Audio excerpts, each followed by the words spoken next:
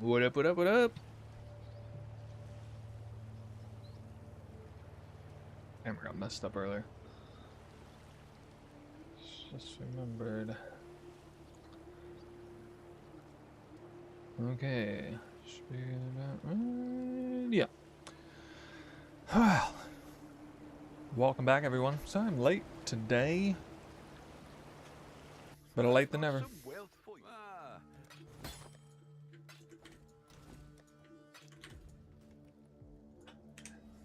As some of you know, we've been working on a brand new build, Static Strike of Gathering Lightning. Something like this. Frenzy, Charge, and Accuracy Stacker now bought another ring. Max Frenzy ring. This one with +1 chance to block actually made a lot of sense in the context of multiple timeless jewel options, many of which, several of which have, like for example, a convenient block attack damage notable, but not conveniently 2. So it costs a lot to do that. I got like 2 different versions of this right now. One with it located here, and one with it located here. I'm testing this out over here, which actually works a little bit better in certain ways. I had to drop Aspect of Lunaris, but I'm not exactly sure how useful that was. Well, it is somewhat useful, but I don't know. It's just one of those weird things where I felt like it might not be actually all that important, and so I'm actually able to take Supreme Ego with Grace only, and then Arctic Armor is also reserved on the side. That gives me something like 12k evasion, which is actually a lot of damage, and even more evasion with bark skin stacks. But honestly, it's mostly for damage through this. Oh yeah, overrolled one of these Foulborn Dream Feathers. Did a little bit of gamble crafting today. Didn't have that much success. It's the only good item that came out of it. You can see we had a nice Volatile Val result here.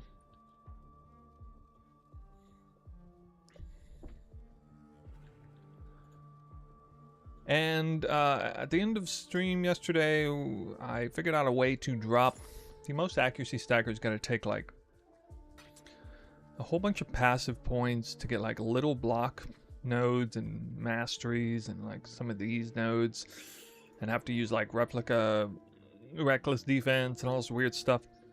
I think it's a lot smarter to actually sacrifice a little bit of damage on Supreme, Ostentation, Elegant Humorous, to just roll a bunch of block attack damage there, either 1 or 2 rolls. And if you're stacking up this thing, you can probably, well, there was only one of these on the entire market at the time, but at least optimally you could get it on one of the rings and then either double it up with Calandra's Touch or have it as a 3rd wheel, and then either run 0 or 1 chance to block attack damage, otherwise run 2 block attack damage. There was at least one wheel here that was really convenient. 3 passives. It was a convenient one. It was like Elegant Hubris was here, and there's like 6 nodes in range inside a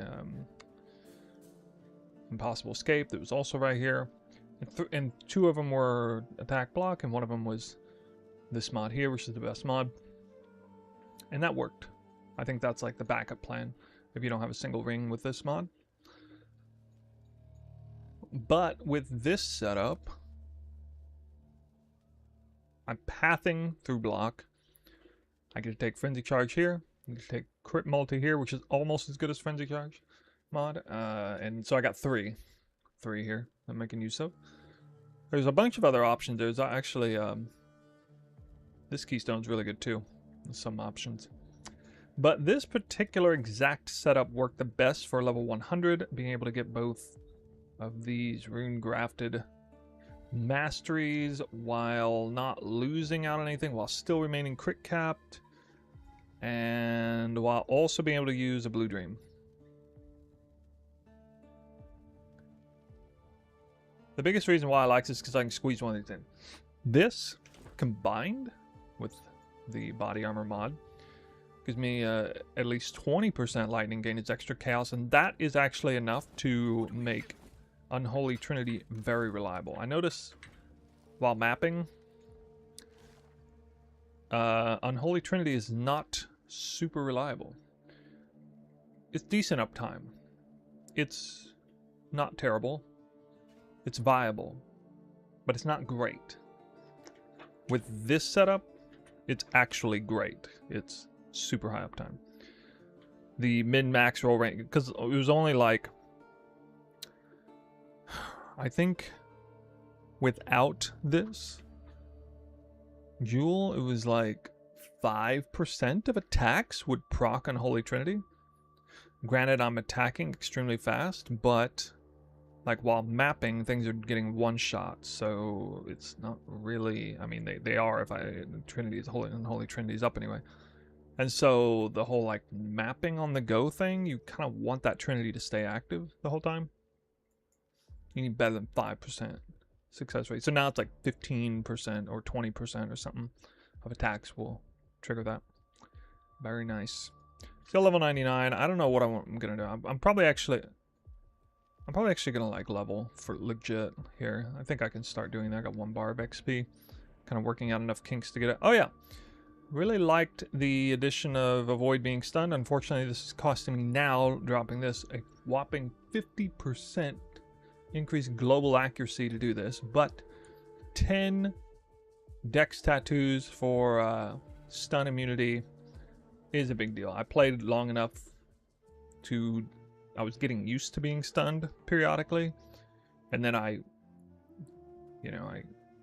took that in, was like, okay, this is what the build feels like, and then made that change, and then wow, okay, yeah, I definitely prefer the latter.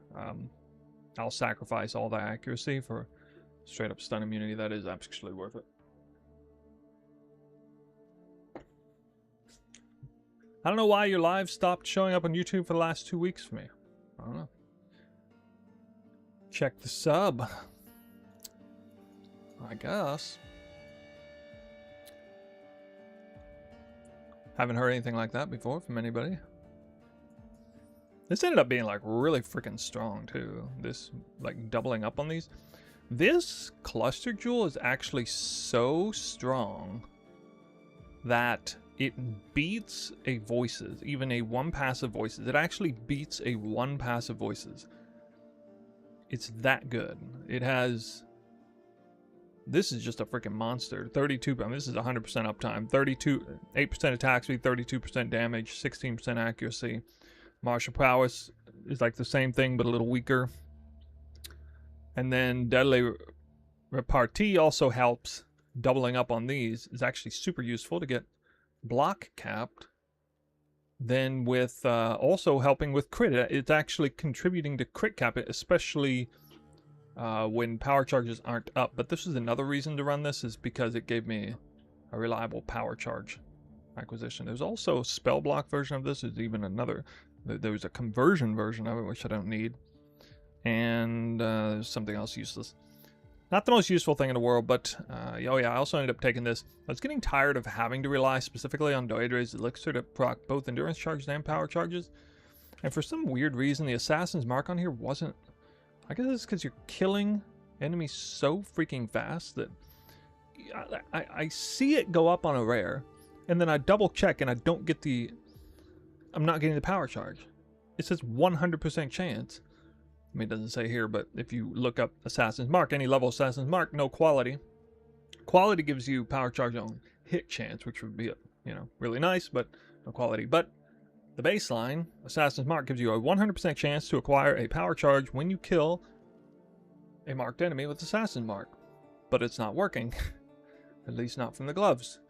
Not reliably. It works sometimes, but not all the time. And it's the strangest thing. So... couldn't get power charges reliably. I actually do need them to crit cap because I only have like, I think like 91% crit chance or something without power charges, and then I have like, you know, what would be like 104% crit chance with power charges. Yeah, Eagle Eye is really nice. Any reason not to go Svalin? Well, yeah, it's an accuracy stacker. You dual wield these always. You never run just one of these. You might run one of these in an offhand with like what's it called? The triple damage.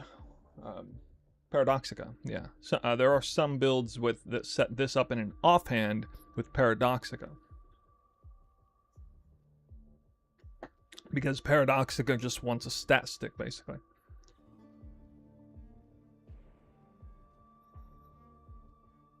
You get so much APS anyway. I don't think it's worth it. Oh, it's a lot of damage, man. Every single one of these types of builds I've seen a dual wielding. It's pretty obvious. The thought of wearing a shield for this build didn't even occur to me. Like, I'm not planning on doing that now. I did drop the Fortify here and tried the, what is it, 5% chance to get Fortify on hits that would stun. Totally not reliable on bosses. Not good to use. And was not 100% uptime on maps either. It did work, but not 100% uptime. I got a new, got really lucky and got this Searching Eye Jewel is a freaking monster. I don't know how this jewel spawned. This jewel is like unbelievable because it's literally the 5 best modifiers I could possibly have on one jewel, mandating phasing on kill, which I am. And it's all tier 1, and it's like high rolls. Well, high roll on the crit multi and the kind of anyway. But I don't know how this jewel was created. It's got intangibility, it's got it's fractured, it's 5 modded. How is this jewel even made? So I don't know. I don't know how people are crafting 5 modded abyss jewels. Because I thought they just dropped corrupted. Blew so many divines trying to get this. You craft the jewel and use the Ducat to add 5th mod. Oh shit. Does that only work for abyss jewels? I didn't even know about that. That's damn good. Wow. Let me look it up. I need to go through all the all of those things.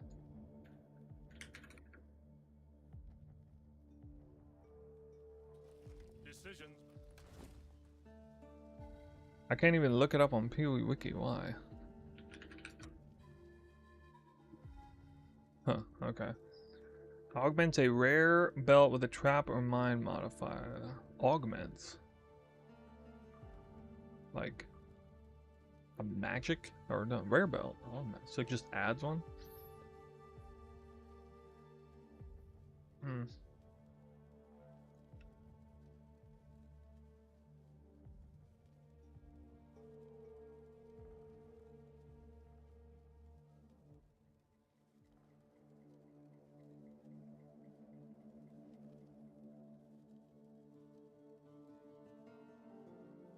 Augment a rare but use this one.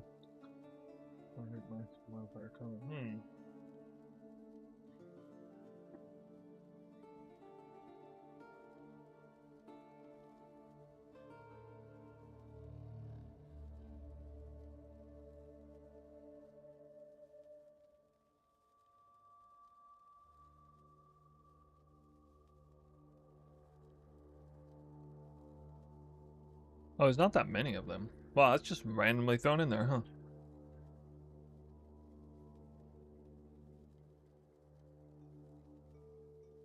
Have you seen the Brian Hook Recom crafting yet? Nope. I haven't.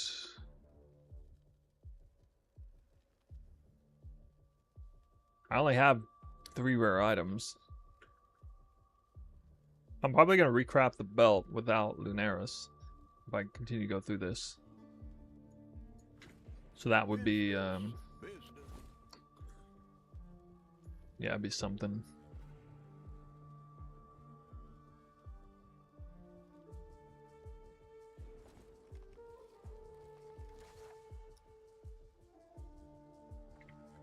Is there any easy way to delete this Lunaris aspect other than just straight up a null? Like a null all flame? Because I mean basically I would craft the exact same thing again without that suffix. I ended up buying this, weirdly enough. I just want to bench craft in place of that.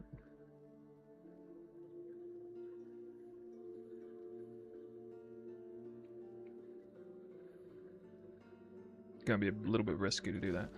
Anyway, we'll save it for later. I'm going to run 100 of these maps.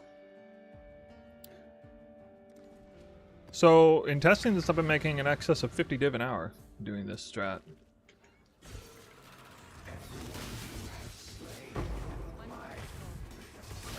If I stay disciplined, anyway, with the speed side. I don't think it's really worth full clearing except for anything except, like, probably, oh, Divination, Scarab, Reward. That one definitely is. Or, you know, maybe Divine Orb Altar, you know, if it were to spawn. LOL. Actually not like full clearing the map, basically just straight up boss rushing out. If the bosses spawn, great. If they don't, I don't care. I pulled out of heist stuff too. Tainted Exalt's like 100 C, I think.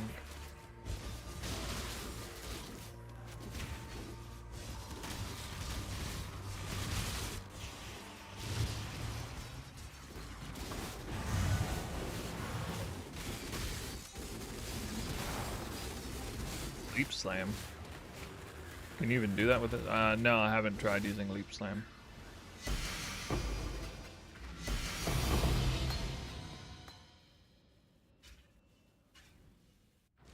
Well, I can't actually run straight to the boss room because I'll outpace the Delirium Mirror.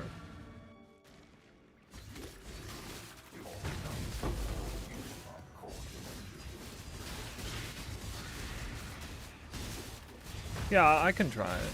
See, I'm already like outrunning it. So I have to like do a quick roundabout just to let it go, and then I can kind of head straight there.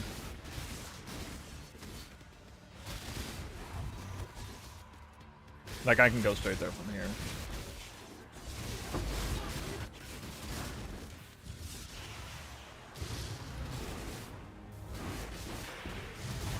I'm getting used to this skill, but it does feel a little janky. Talking about the Whirling Blades. We could try it in one. I'll pause it here. Let me check POB for this. Oops.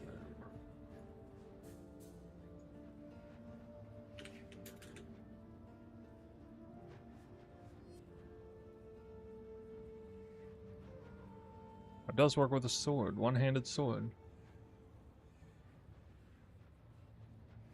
There's a Bal version of it, or Leap Slam to groundbreaking.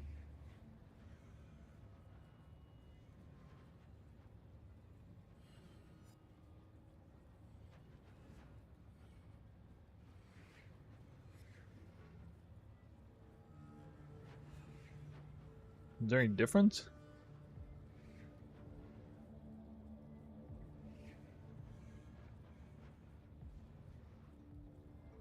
Yeah, getting the stun would be nice. How much does it cost? Same mana cost. Identical.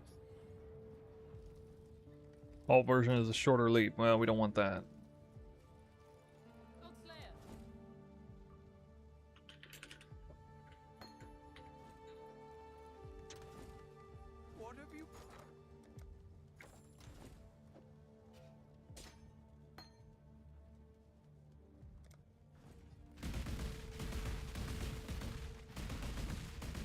Oh, it can't get stopped by anything in the way. Actually, yeah, that could be good for that reason. Although I do have phasing. I might actually be able to drop phasing if I don't need that, but I would only do that if I'm trying to figure out a way to somehow get an overrolled Darkness Enthroned into the build. But, God, like, I just can't get the resistances anywhere. I think at least one of the two Abyss Jewels would have to have resistance rolls to pull that off. Like I don't even have enough room to use resistance tattoos on that.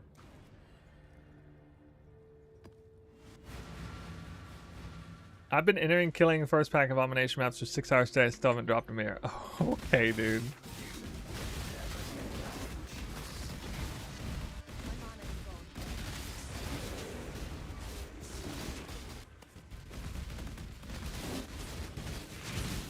Oh, you leap past the... yeah, okay, it is better. You leap over things that are in the way. Yeah, this is definitely better. Thanks for the suggestion. Ow, I outran the mirror. That's a really good change. I don't know why I didn't even think about using that. Might be the best suggestion all league for my build.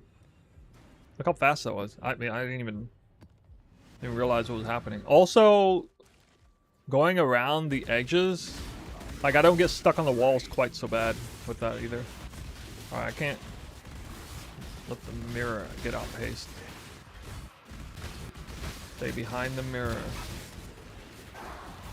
Wow, that's like, that actually makes me excited next league for it. Because I was kind of like, up until now, I was kind of like, man, you know, this build's awesome, but dude, the like, it's so freaking janky, the mobility with like the 20 attacks per second, it's not.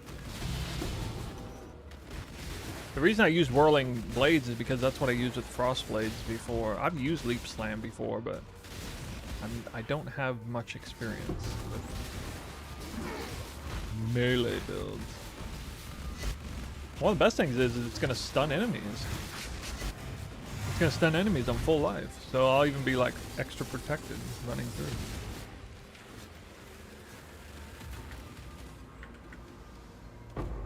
Screams of the Desiccated. What is that? Alright, hold on. We gotta get a proper one of these.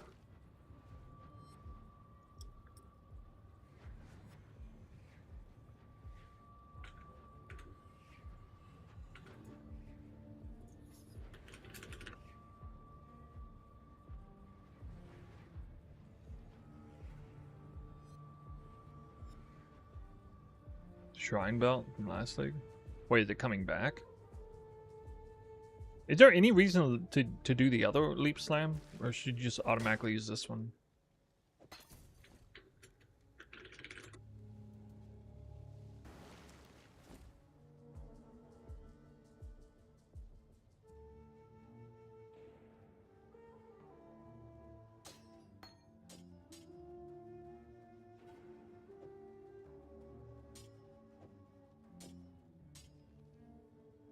This is kind of annoying.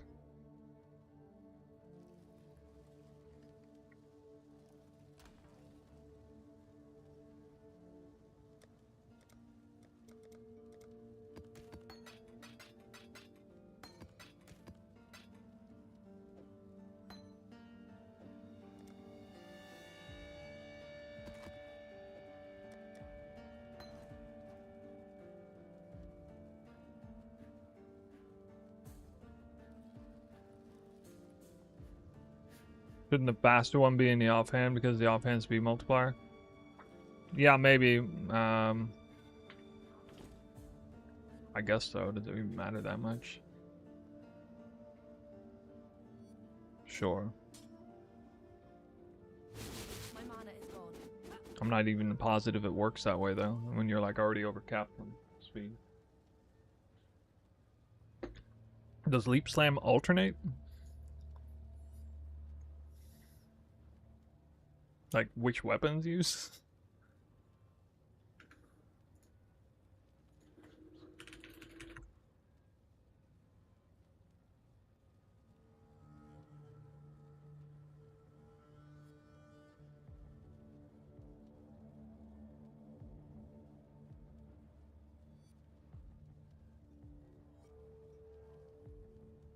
.55 to attack time.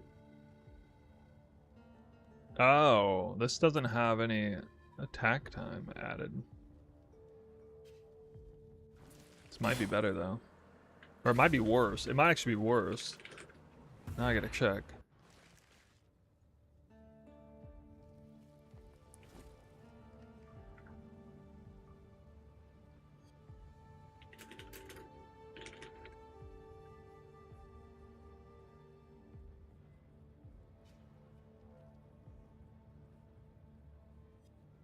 Oh, it's exclusively from the main hand weapon. Oh, come on. Come on, guys. Come on. Main hand weapon only. Hello, hello.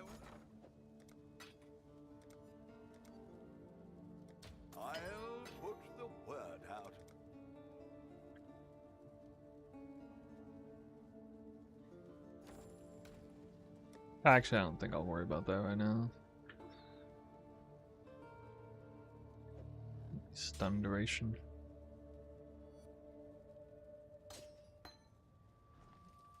Business ahoy there!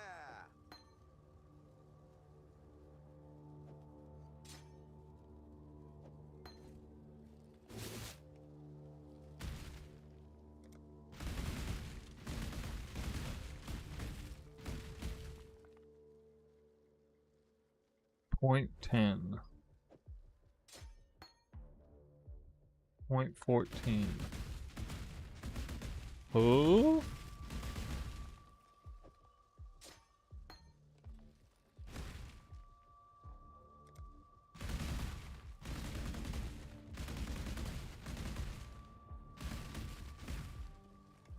It costs more mana?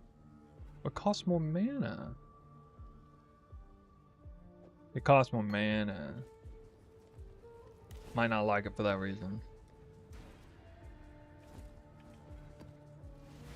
Ahoy!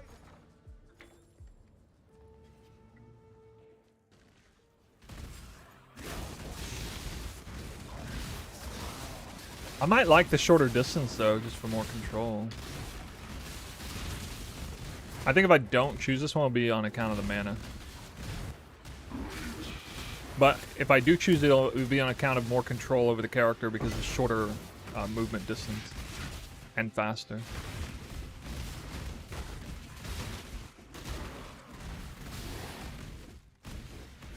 I outran the mirror again. I do kind of like this. Yeah, we'll play with the both.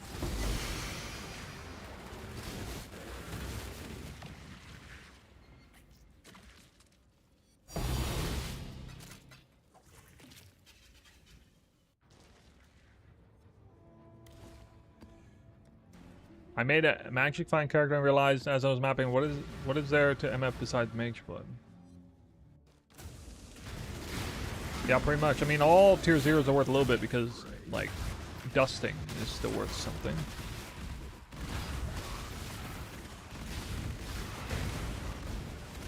Ooh, I kind of like this. Not gonna lie, I kind of like this.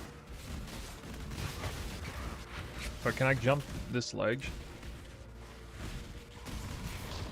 I can't jump ledges as well, though.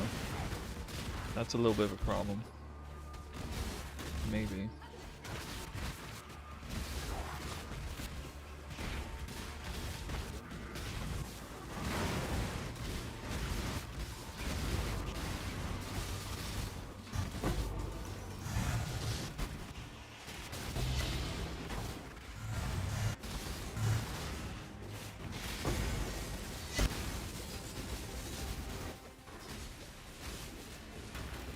Bad points is can't jump as high, can't jump over high ledges,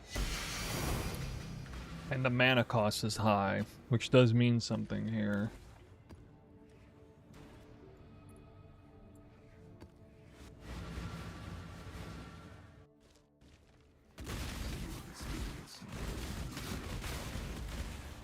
I will get mana on hit though, like when I'm actually leaping through enemies. Well, this is so much better than what I was doing before. Like, there's no question that either one of these choices is way better than Whirling Blades.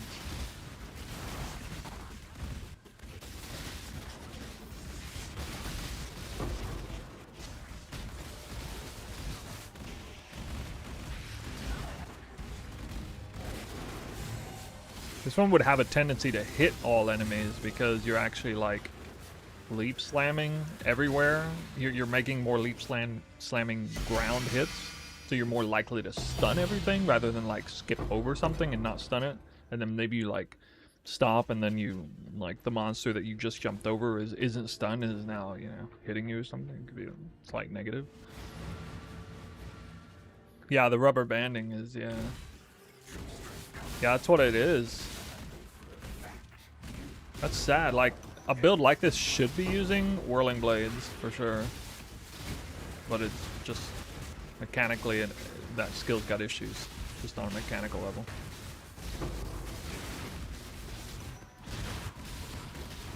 I basically switched out heist farming for more Scarab tech and this is a good idea, especially on Fortress, I think.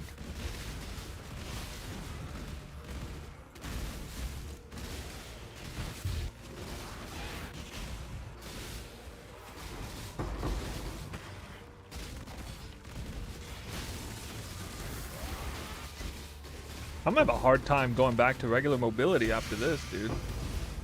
Fragments? I can do Uber Boss. I can do Uber Boss. I'll put I do Uber XR for target dummy purposes.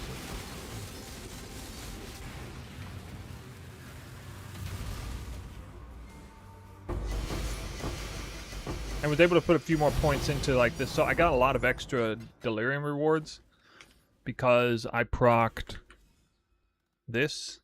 Is actually going that now, which seems like a small thing, but over time it'll add up.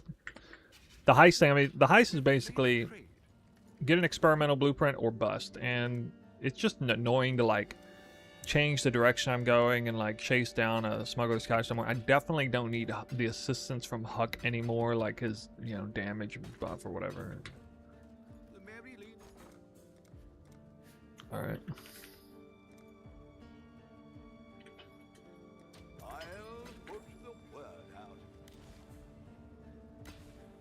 So I'm still actually missing a fair bit of damage because I'm missing this point here. This is the final point. Tinctures apply to you have 30% increased effect with no flies. It's actually a really big damage point.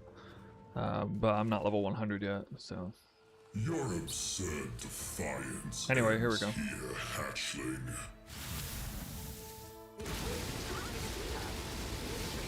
The hatchling surprises. That's it.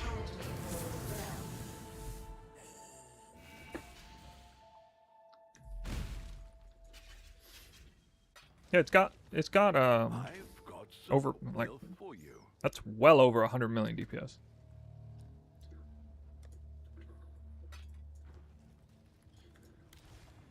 I'm clocking in somewhere around 800 million with everything up.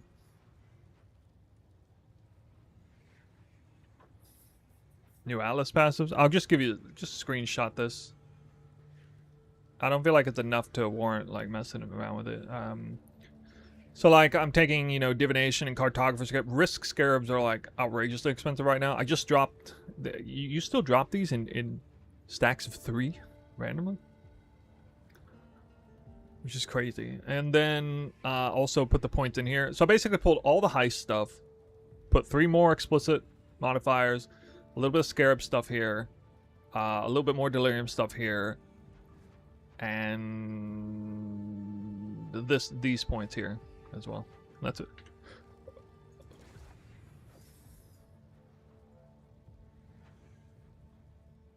I do one abomination boss. You can see how strong it is on a boss like that.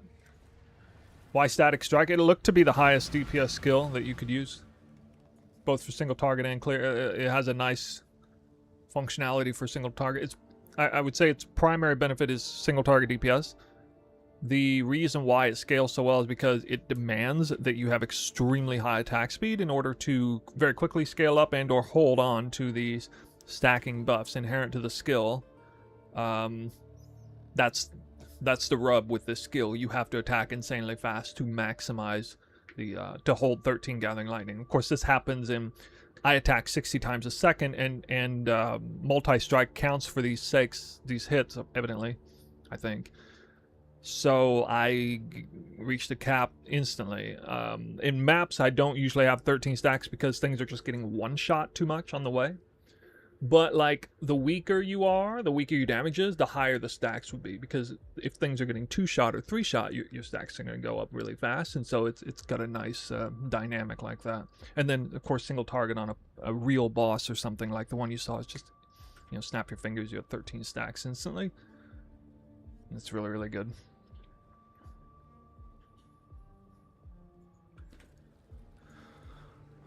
What layers of defense? Okay, I got over 100k EHP. That's mostly because of block. I have the 65. I managed to pull off getting the cap block. I technically have 64 spell block. I'm being cheeky by not overcapping by 1. I have 65 attack block, 64 spell block. Just getting these block points here, here, here, this wheel, block here even. And yeah, that gives me the block. Got 4 to 5 course, fortify just straight up implicit on the body armor. Res capped, albeit literally barely. This version sacrifices some chaos res, still overcapped on chaos res over time, but that's a sacrifice I made right now with this particular version. The reason why spell block is low is because I don't have frenzy, it requires frenzy charges to go up to 64. Actual like life or ES pool is definitely not a strong contender for EHP. We're not stacking a whole bunch of that. I could change the build a bit and get more life. There's life points here, there's a life point here and here, but I'm just doing a highly specific setup that hits like all the power players and the damage mods stuff. Like right now the build's so refined that this wheel here and this wheel here, they are subpar in terms of what I can do to scale damage. So that's how like refined the build is right now. Like I just recently pulled points here to get this elegant hubris over here.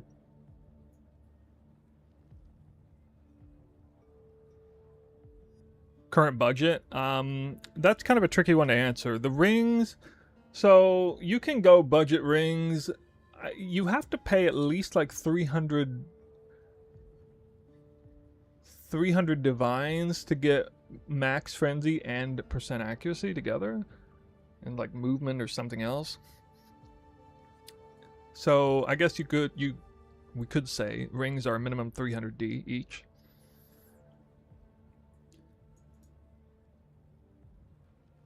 You don't need absolutely perfect rolls on the the Volatile Val neck or the Subsume, this new helmet. You don't need Volatile Val Foulborns, you know, you don't have to have all that stuff. This is obviously pretty expensive. Because I'm not running Deadeye, I run boots like this.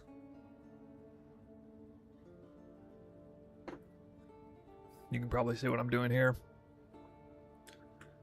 You definitely want a corrupted Oscarm. That could be expensive, not many on trade. And then it's crafting the body armor and the belt, which, you know, I don't know. There's several divines. Several dozen divines to craft each of those.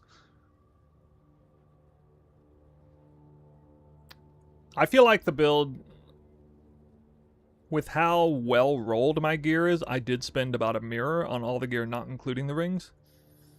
But that's because I went for like this is literally a perfect neck and a perfect helmet. You know, like I had to pay a whole bunch extra to get those.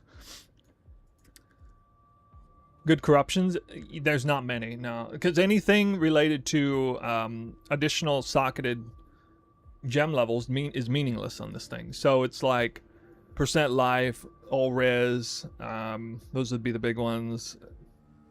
It's just not much. Yeah, 3 mirrors can probably handle it. I think it's... Okay, so the total cost of this build would be somewhere between 1 and 3 mirrors, depending on how perfect your gear is, basically. As well as, like, how good your third mod is on the rings. So, like, movement speed as a third mod is pretty cheap. Block or evasion is really expensive. Like, evasion as a third roll was like... this ring is a mirror. I think there's only 2 on trade right now. It's like 1,000 divines, cheapest one or something. And it's really good. Like, evasion as third mod's really good. I think it's probably the next best thing to second accuracy roll. And that's mainly because I got like 60,000 evasion. And I'm even doing like Supreme Ego and everything. And this is... You know, we're doubling down on percent more aura effect. We got Supreme Ego plus Sublime Vision.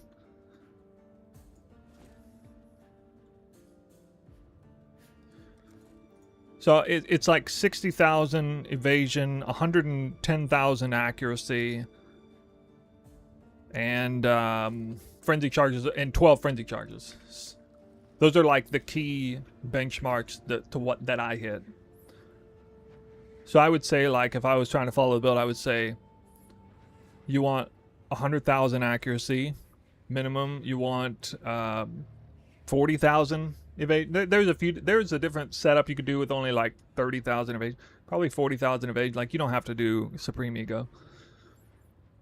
You don't need to worry that much about it. One of the reasons I'm worrying more about evasion and actually caring about scaling the modifier here, 1% increased attack damage per 450 evasions, because I already have this ring, and then that means I'm getting more evasion than I necessarily would maybe, and that, you know, I looked at a lot into Path of Building the numbers, and I felt like, okay, with that extra huge amount of evasion here, that actually puts Supreme Ego on the table as a DPS point, as well as a survivability point. Like, just allocating Supreme Ego gave me like 10% more damage or something.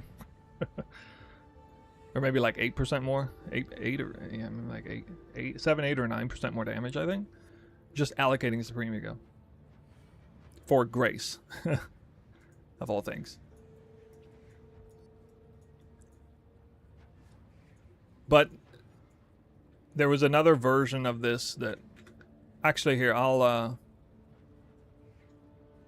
don't know which one of these I want to advertise, though. I'll just advertise the one I'm doing today, I guess. It's whatever. I'm changing it a lot. I'm changing which Elegant Hubris I'm using like 4 times a day and stuff. So I got like 6 different Elegant Hubrises. I haven't landed on exactly the one I want to do right now. The primary goal of the current one is to get Supreme Ego, to move all this over so I can get Supreme Ego on Grace, but more importantly, open up another jewel slot to get the Blue Dream combination, 10% lightning damage is extra on the body armor, and this jewel is making Unholy Trinity super reliable. I didn't like how it was a little bit sketchy. It'd be fine, like, if I was just using this build to kill Uber bosses, it wouldn't matter, but it's kind of annoying when you're killing, like, somewhat dangerous or tanky monsters along in maps and stuff, and like, a lot of them get one-tapped, but then, like... Anyway, this build is kind of weird, and it has a lot of ebbs and flows. You do, like, you do very little damage before you have any frenzy charges, right?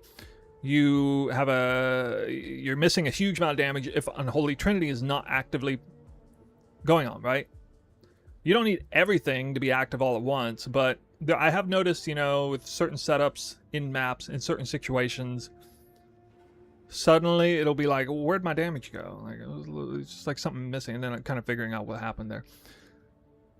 The biggest one, of course, was running the map modifier monsters steal your charges.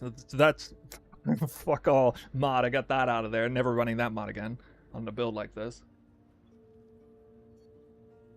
It's not just monsters steal your charge. Literally, you just lose your charges when you get hit. Even like a delirium swirl, random delirium swirl after everything's dead in the room. I checked it. I like stood in it, and then suddenly, bleh, 12 frenzy charges. Boom, 0. There's no monster on the screen. It's just a stupid little delirium swirling thing. What monster stole my? There's no monster. So it's not even real. Like, it's not actually monster steal charges. It's like, if you get hit, you lose all your charges. That's just like, what? All right. But yeah, it's been a lot of fun checking Elegant Hubrises. I checked them here with these 2 Impossible Escapes. There's an Elegant Hubris spot here with these 2 Impossible Escapes, and of course there's one here with this Impossible Escape. There's a lot of different options.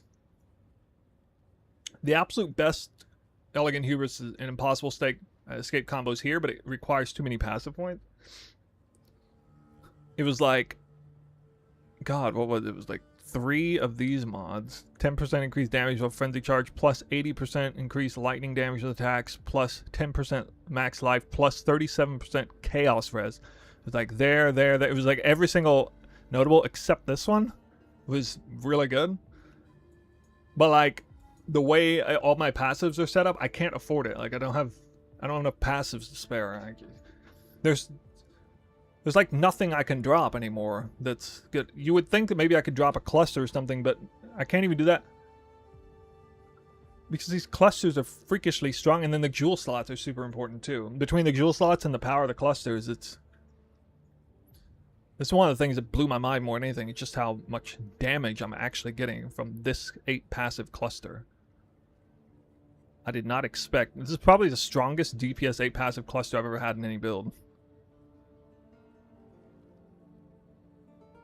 I tried so hard like to get rid of it. I was like, or use like a 1 passive voices or something. I just couldn't justify it. Didn't matter what I did. 1 passive voices plus megalos. I didn't check megalomaniacs, to be fair. I didn't check that. I probably should. 1 passive voices is cheap this league. It's like only 1 mirror. They're usually like 2 or 3 mirrors each. I was surprised. And yet, simulacrums are really expensive. Like 5 times more than the usual or something. I don't know what's going on. Hello, hello. But yeah, I'm having a lot of fun with this build. Yesterday's mirror drop. I kid you not, guys. Yesterday's mirror drop was the most enjoyable mirror I've ever dropped. In terms of like in the back of my mind, I was like, man, I really wish a mirror would just drop right now. Because I was about to have to farm up like, you know, 1,500 divines to get 2 rings. But I didn't have either max frenzy ring yet. And I was like, just kind of rolling my eyes like, great, here we go. And while in the middle of farming that, at the beginning stage, I only had like 300 div on me at the time. Boom, it drops. Couldn't believe it. And you guys are going to love this. Last night, I stayed up last night till 5 a.m. Because at 3 a.m., I went to bed and then somebody put this on. And it was the only one. It was the only one. And I forgot about it and then I remembered, oh yeah, chance to block attack damage from frenzy charge is a mod that could get me out of having to run 2 of these block attack damages on the same Elegant Hubris, which would give me a ton of power. Because if you only need 0 or 1 of these notables on a Elegant Hubris, then you have access to really, really strong Elegant Hubrises with a lot of damage. So I was like super stoked about it. And they put it up for 400 div. I was like, it was only 400 div. Which is like basically baseline for a max frenzy accuracy precursor. It was the only one on trade. It had been up for like 1 hour, and I saw it there. I was like, I can't stay up that late to keep farming. I went to bed, and then I was laying in bed, and I realized I could div card Gamba. I could put together like 100 divines and div card Gamba, not a damnation card, but like a House of Mirrors. If I turned 1 House of Mirrors into 3, I could buy it at 5 a.m. And I did that. I woke back up, turned my PC back on. I'm sitting there laying in bed like, fuck, I can't get that ring yet. Fuck. There's no way to get that ring yet. I have to go to bed. And I was like, wait a minute, I could div card them. I could div card. And I actually pulled it out of that. I had that 1 card in here. I slammed it like 5 times and nothing happened. It was like 1, 1, 1, 1, 1, 1, 2. And I took it out and I was like, can I scrape enough together with just 2? I was like, no, I need 3. And I put it in. Boom, 3. Right there. And I'm somebody who never div card gambles. I never do that. The only reason I did it is because I was afraid that this ring was going to be gone when I woke up. I didn't quite have the currency to get at the time. So it was either all in or nothing for that moment. So I was like, yeah, that's how we did it. That's how we do it. That was my excuse. It's like the first time in maybe ever that I've actually done that. It was such a rare situation. It's bedtime. It's way past my bedtime. There's only 1 on the market. Probably gonna be gone when I wake up. Then I'm gonna be fucking pissed. And I was like, there's nothing I can do. I'm not gonna pull an all-nighter for this. And it took me like 10 minutes or 15 minutes. I'm so adverse to div card. Like any one of you guys would have probably been like, oh, obviously you div card Gamba then. I'm so averse to that. I didn't even think of it until I was laying there like pissed off at myself. And then it was like, oh, I could div card. I finally realized that I could do that. I didn't even realize I could do it. It just turned off in my head. It's so funny to me. And then I sat there for like should raise 2 more minutes being like, do I really want to go up? And then I was like, there's no way I'm going to sleep now. There's no way I'm going to sleep. I either need to lose it all or I need to win it all right now. Get back up, turn the PC on. Do the thing. Yeah, I was crazy. And I was, while it was happening, I was like, there's no way I'm gonna succeed on this. All my RNG, all of my karma is out the window. I just dropped a mirror off the first monster in a freaking abomination map earlier today. There's no way in hell I'm gonna pull off a div card gambit right now. I was like, I don't deserve it at all. And then it still happened. It still happened. But yeah. So my karma is, right now guys, I have like a negative mirror and a half karma.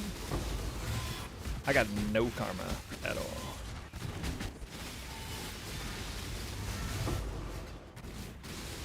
Look at that unholy trinity. So good.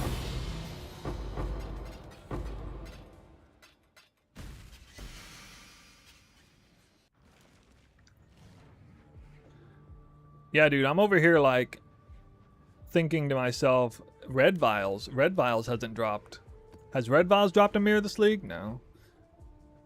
Has Fubgun even dropped a mirror this league? I don't even know. Pro Plays has only dropped 2 mirrors. You guys know how much Pro Plays has been playing this league? He's been like 8 hours a day, every day, all league, fishing for mirrors and locks. And he hasn't even dropped, he dropped 2. This poor guy. Or maybe he's not playing that much. Oh, right, I was gonna give you guys a new updated POV. Yeah. This, I don't think this build is tanky still. It's obviously way tankier than a bow build. Without headhunter buffs, definitely, but it's... Actually, I think my survivability is going to go way up with Leap Slam. Because I'm not going to get caught, like, driving into a wall and rubber banding a bunch. A lot of my deaths on this build are rubber banding from Whirling Blades. Actually, one way or another. Instead of rubber banding, I'm actually stunning everything and moving where I think I am. That's going to really increase my survivability. I never die on bosses either. Like, almost ever. If I'm dying, it's usually some stupid thing out in the map. Like that.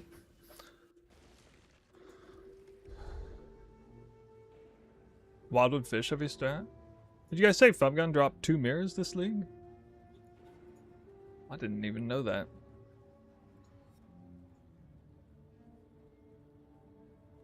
Okay, let me pull up Path of Building. Oh, he didn't. Can't really die to boss. Yeah, I know. It's fun. It's so funny with the Fortress boss. His most dangerous opener is like the melee range AoE white thing. He can't even pull one of those off. Even when the map mods is monsters are fast, he still can't pull one off before he dies. Because in Delirium, he still has to do the deli animation. Actually, that boss is more dangerous outside of Delirium because then he can actually use an ability before he dies. But if it's Delirium, he can't use a single ability before he dies. It feels strange, man. Alright, here's a quick POV link right now on Twitch.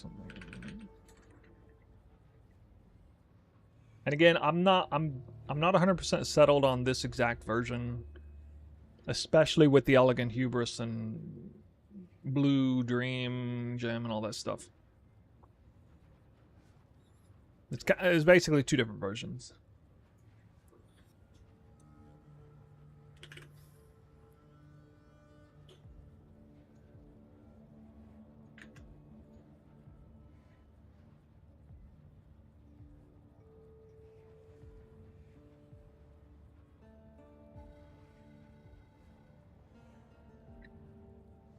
I've even updated the YouTube stream description link.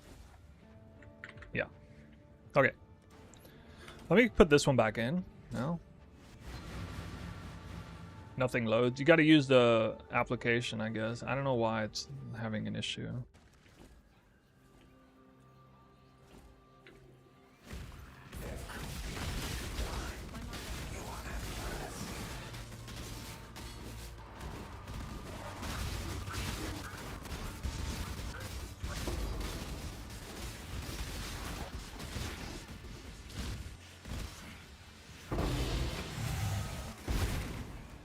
Do I like this more or less? Feels a little bad before you have the 12 frenzy charges, but once you have the 12 frenzy charges, it feels pretty fast. Like, I think I like the Transfigured gem better below 12 frenzy charges, but I like this one better with 12 frenzy charges. Because this has like a hard-coded cap on my attack speed. I don't know though. I'm gonna do a few maps with this one. I'll just keep going like a few maps with this and a few maps with that.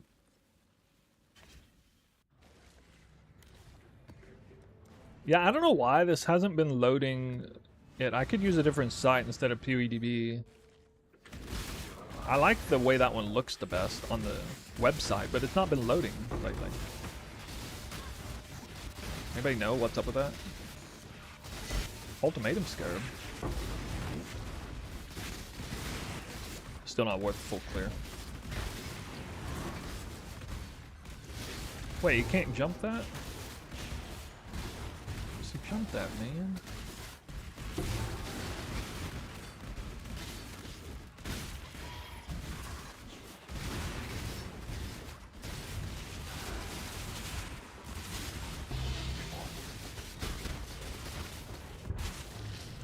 Okay.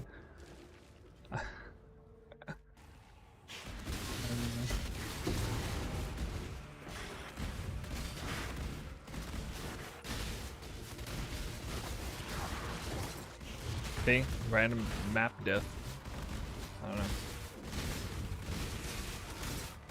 I ran back in the same place I was standing to go back and see what this guy had on him.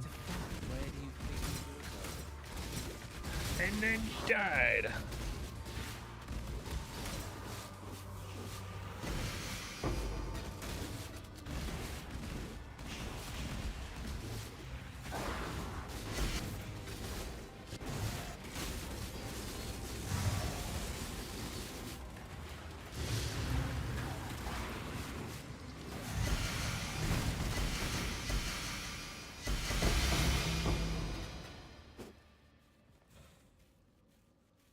Still have some sketchy moments sometimes. Damn. I do have really low latency, so that's nice.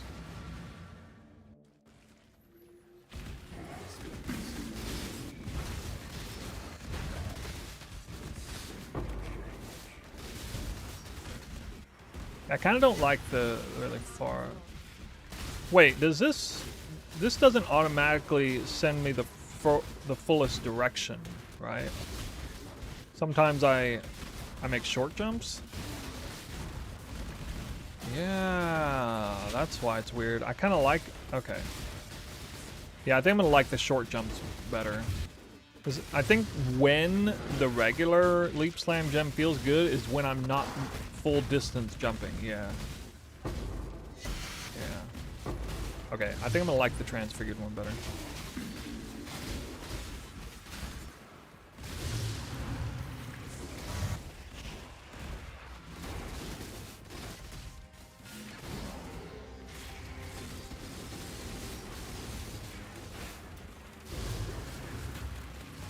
Got 2 Mage Bloods from Marxist League. I don't even check their gear. I'm pretty bad about that.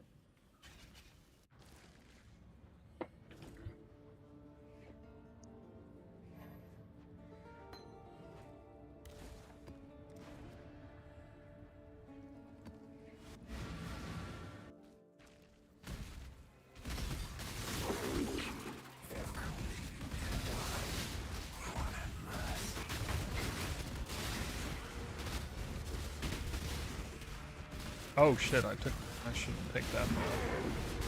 That mod get me killed. I'm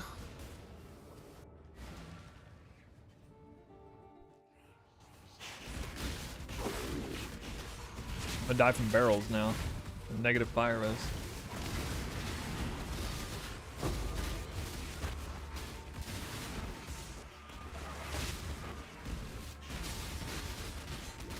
Why do people call me Messiah? Oh, it's just some meme taken out of context, man.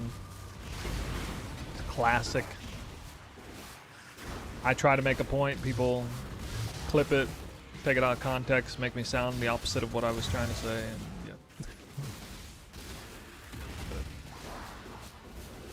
pretty used to it at this point.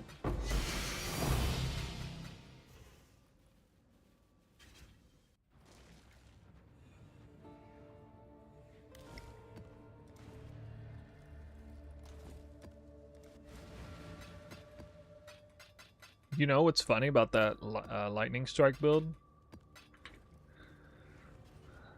My experience having played that build was like the only point of reference that I had for beginning to make that build. To make this build. Like that, I have very little experience with melee, as you guys probably already know.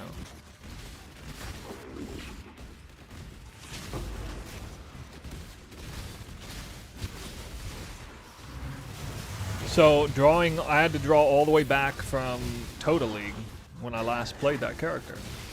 Well, that and I did play the Blind Prophet and Legacy of Freesia. Blind Prophet, Frostblade. But yeah, Tota, Lightning Strike, and Freesia, Blind Prophet, Frostblade. Literally the sum total of all melee experience that I have. The next closest thing to that would be like Poisonous Concoction.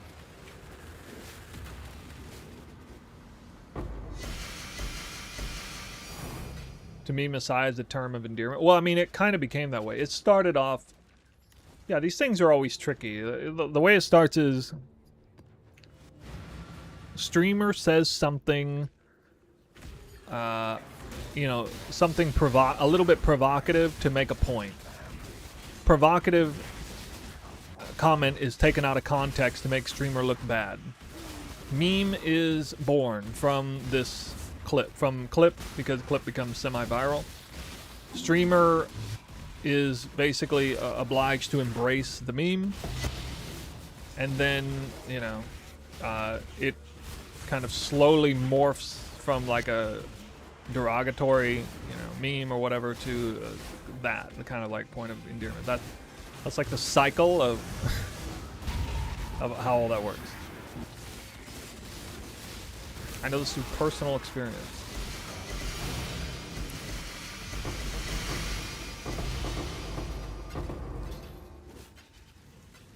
I wish I could click a button and make the bosses spawn in the boss room.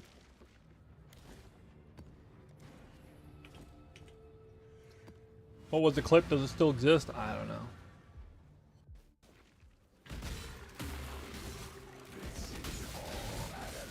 The clip... It was back with the Fubgun drama between me and Fubgun. That's when it was. That's where a lot of the meme stuff comes from, of course, because there was a concerted effort to see me look bad, you know. So anything they could grab along to. At the time I was making a comment about how people were treating me as though I was some sort of magic find messiah back in, you know, well, like Crucible League, Calandra League, those leagues. And I was talking about that because I was making a comment about how, like, everything Fubgun says is gospel truth and he can never say anything wrong and people just take it all on his word. And it's just kind of a weird feeling that I have because I was kind of I was treated the same way in many respects to how, like, people would just, and you know, I'm not just saying this, like, I would see things on Reddit, I would see things in random forums, like the Magic Find, what is the forum, or the Discord called? MF Academy, in places like that. I would see comments where people would say things like, oh yeah, well Snoobe said this, so it must be true. And it would be about something that is like adjacent to something I said, but like not exactly what I said, so they're spinning my words or attributing it to something that I didn't actually say. And I'm like, this isn't even right. Like, what? I didn't, like... No, even I don't agree with that. Even I don't agree with myself if this is what is being said. Like, hold on a second. And that was my crash course into learning what happens when you become a streamer you happen to get a ton of clout, you know? Suddenly you got a bunch of clout and then everybody is like you can do no wrong. Everything you say is gospel truth. And anyone who has a dissenting opinion is like thrown out to the rafters. And suddenly, you know, the tables turned and I was kind of on the out and out, right? So the Messiah meme was me talking about that and lamenting about the former experiences that I had during that whole drama.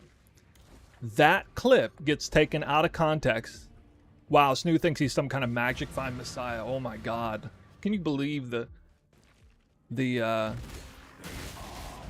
can you believe this guy? Oh my goodness. The nerve of this guy. Wow. This guy's got the biggest head ever. It's literally spun opposite out of context. I'm making a special point of vulnerability. It's like I'm being vulnerable in the moment, talking about how it was weird to have that much clout, and I was uncomfortable with it. And then people twist it into the literal opposite of that. And it's like, oh, this guy thinks he's all that. What a freaking jackass, you know? It's like, what are you gonna do? You know? It didn't matter what I said at that time. Like, there was no way I could stop a meme like that from building. So that is the Messiah meme, where it actually came from. What up, Misoshiro? Welcome to the Melee party. What are you doing rating a PoE 1 streamer? You're in the wrong game, bro. Yo, I got a new build. Static Strike of Gathering Lightning. I'm gonna have to make a video on this. I'm still ironing out some of the kinks, but it's feeling pretty good. Recent additions: Leap Slam. Let me try this one. Groundbreaking. I think I like this one better.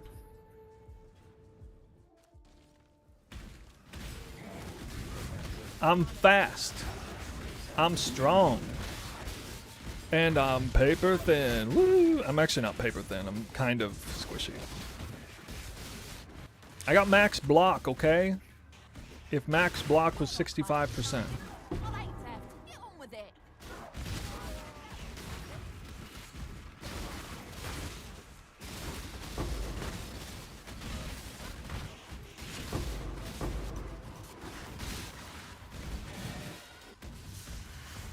I think I like the little one better.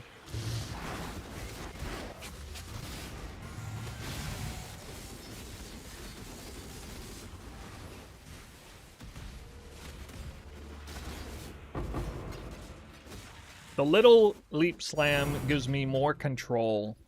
I like it better. The only reason I won't pick this is if I, for some reason, hate the mana cost of it. But I think... Bro, we did 20 maps in 25 minutes.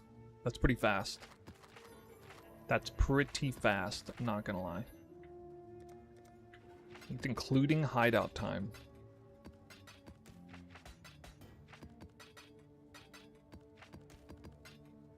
Are you in full swing back in PoE 2 now, or are you still doing... You're not doing PoE 1. I saw your stream earlier. The other day. You already went back to PoE 2, yeah?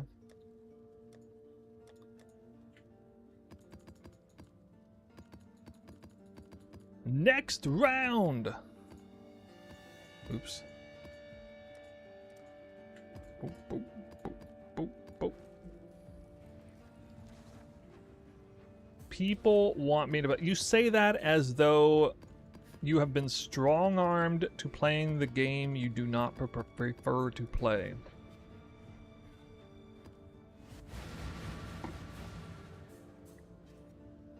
Are you still the Mirrorfind Messiah? Watch the latest clip and find out.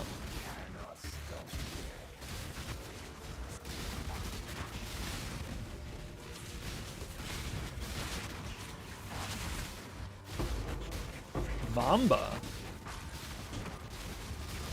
So you're a pretend melee player too. Wow. Fancy that.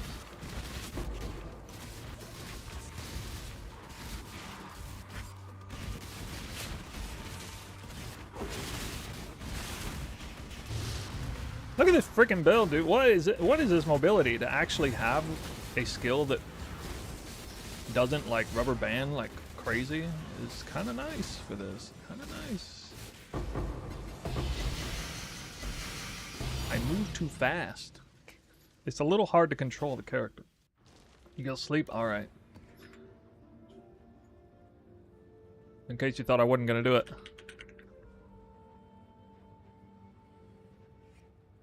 Ha! Got him.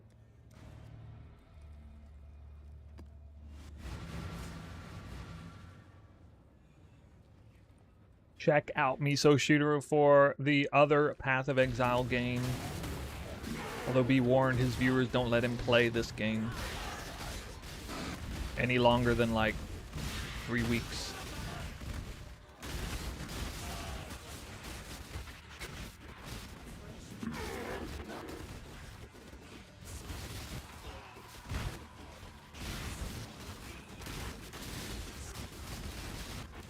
I feel like he's probably just playing that up. He probably really is happy to be back playing Buick too.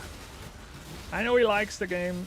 Dude, I feel like I would have died there. Right there, I would have died if I was running Whirling Blades. I probably like stunned everything constantly in that moment. Oh shit. I'm gonna drop Mage Blood. Here comes Mage Blood. He had the unique symbol over his head. Oh, I'm gonna drop a mirror. It was a currency symbol. Look at this Hyle loop coming. Where's my Mage Blood? Adorned Bible. I actually don't know. I didn't even like check that. I have to look at Adorned. You know what's crazy? I might go the double tincture setup. Guys, check this out. I got a secret. I'm holding a secret right now. This is before realizing that I could run Leap Slam. And then I get all this stun on Leap Slam. Look at all the stun here. Now watch this. Here's the problem with the tincture here. I'm already crit capped, so I'm not running a Rose Thorn tincture. What's the next best tincture to use? Again, without Leap Slam, realizing that was good. It was going to be this base here. Ironwood tincture is literally the next best. For what? For stuns, I guess? This bad boy right here. Look at that stun threshold. Massive. If I were to go the double tincture route, dude, I'd be stunning like crazy. Imagine me leap slamming all over with this tincture, 100% uptime. I'm talking, of course, with the full tincture tech. This presumes that I drop all Barkskin tech. I could do it. I could do it. I'm actually more interested in testing that now. We could lean into stun tech and start peeling away the defensive layers. Lean heavier into damage and stuns. I like the sound of that. That is my jam right there. I mean, stun is basically just like freeze, okay? I always mess with freeze, but this is like the first time I've pretty much ever played a build that has 0 cold damage in it. So, it stuns, not freezes.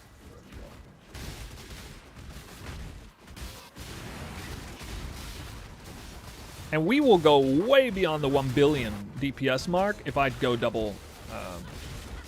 oh, wasted a map? It's alright. Thanks for telling me. I feel better now.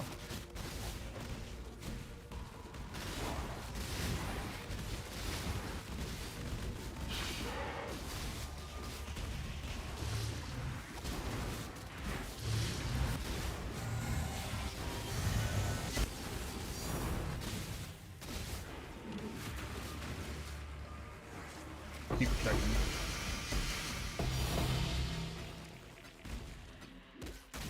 Not a headhunter.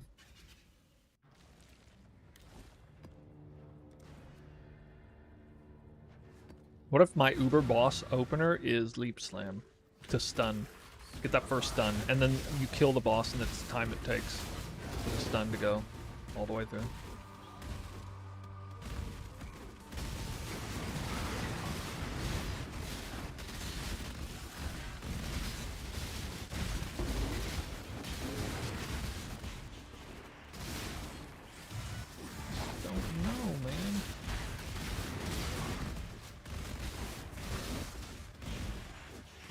So the regular Leap Slam uses way less mana. I think if I had infinite mana, it would 100% be the Transfigured gem. But it costs less mana to use the Leap Slam, regular one, and I jump further. So I get like double time more distance per mana cost. Because if I Leap Slam more than like 3 times without hitting and leeching anything, then I'm out of mana. Oh, I'm positive. Oh, sorry. Well, it's okay. I skipped the map anyway. That's only fair. Or I've wasted a map.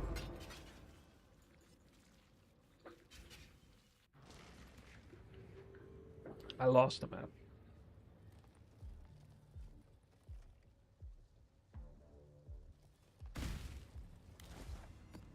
But that actually makes it as though I did 2 maps in 0 time.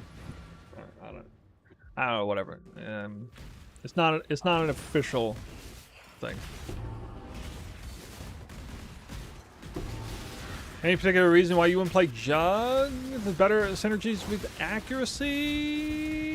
Well, I would suggest you look up the Deadeye Ascendancy Point Avidity if you think that I'm missing some accuracy ascendancy synergies.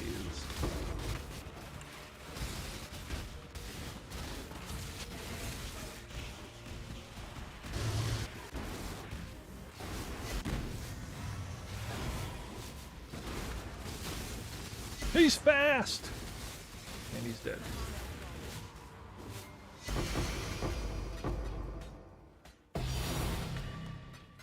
Fruity Astrolabe.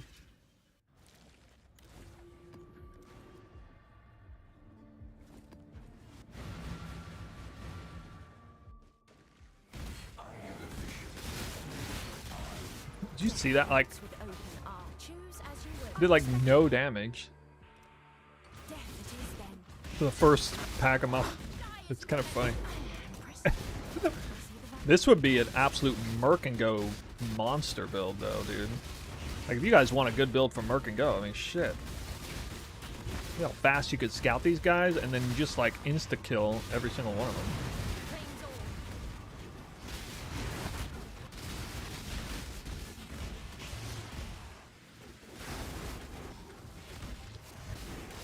Not playing bows. I know, feels weird, man.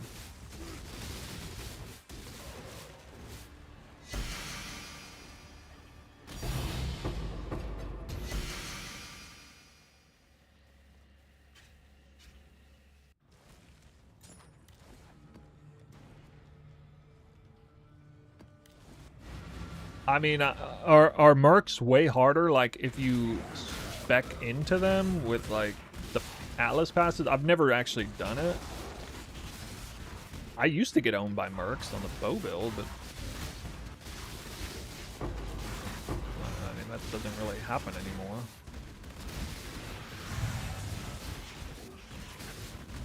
This build just makes a mockery of them.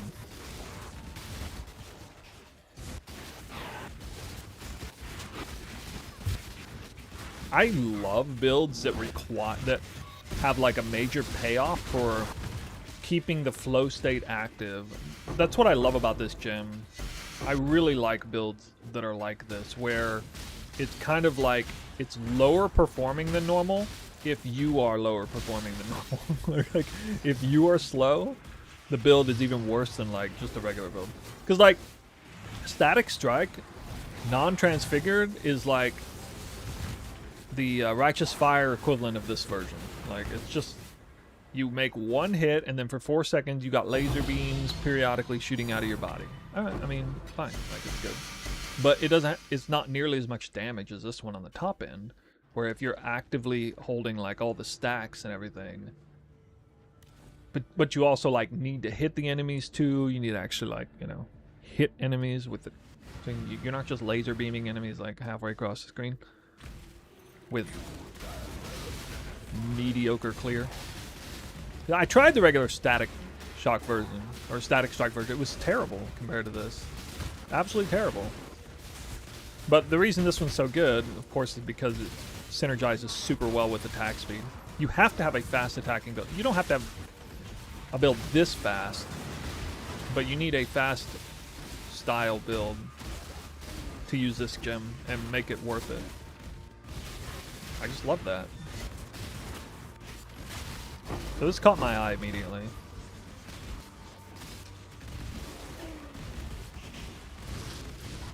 I'm really happy about the leap slam thing though. This actually, I went from being like, well, this is a cool build. It's kind of, you know, I'm fast. I can move really fast. If I could just control my character a little better, you know, and like halfway despairing about that to now I feel like, okay, when I make a video about this build, I'll actually have some nice video showcase footage.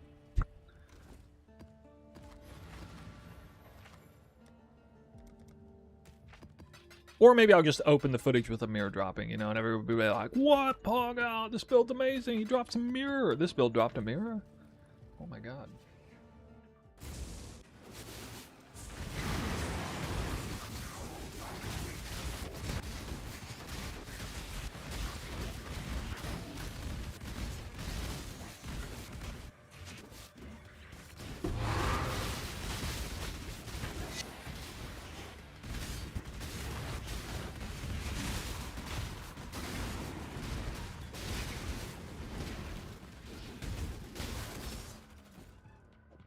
Dangerous.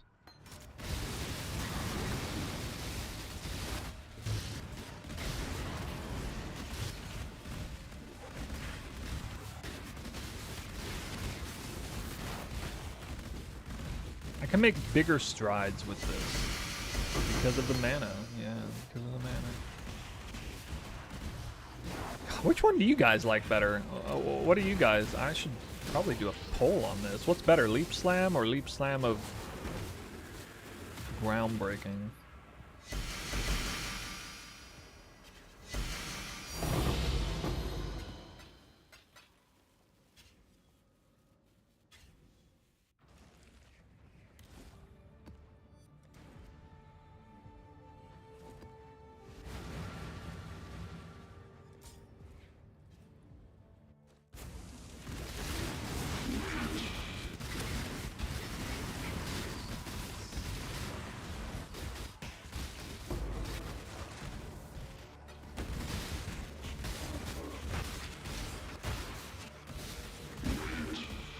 Approach.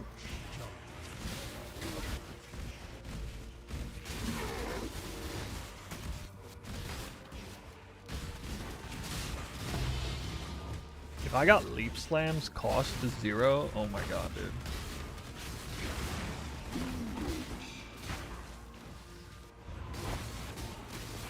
The difference between the two, one costs 25% more mana, or 20% more mana.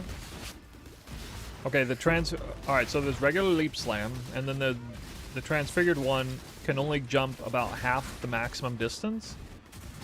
It removes the mandated, like, plus... however many milliseconds added timer to the skill use. It removes that. And it costs more mana.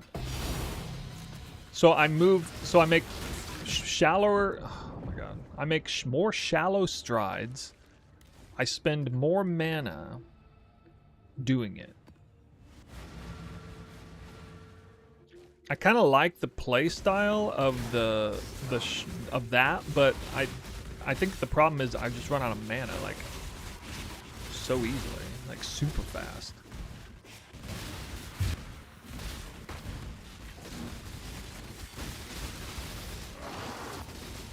Yeah, there is an obvious reason not to add life tap. It's because of the neck. Look at the necklace. You don't want to add any skills to the build if possible. Like if this was an Uber Bosser, I wouldn't even have. I wouldn't even have a travel skill on the build. Like if I was just strictly Uber Bossing, I would remove it, and then it increases my damage just removing it, like a lot.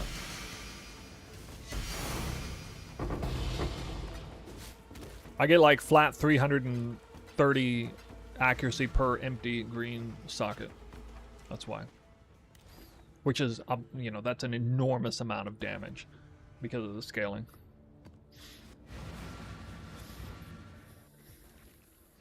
That's like 6% more damage for the build or something. Just removing this gem.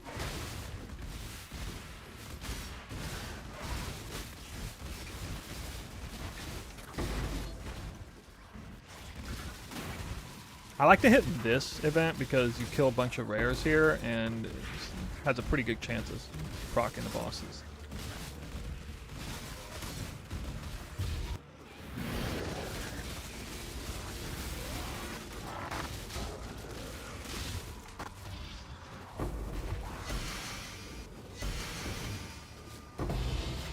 Thought I was doing plenty of damage.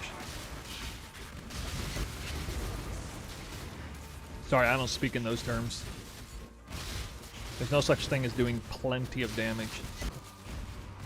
Such a phrase suggests that you're doing more than what is needed. There is no such thing as doing more damage than what is needed, or just an adequate amount. I mean, that's just blaspheming language. I'm sorry, you can't say that. You can always do more damage.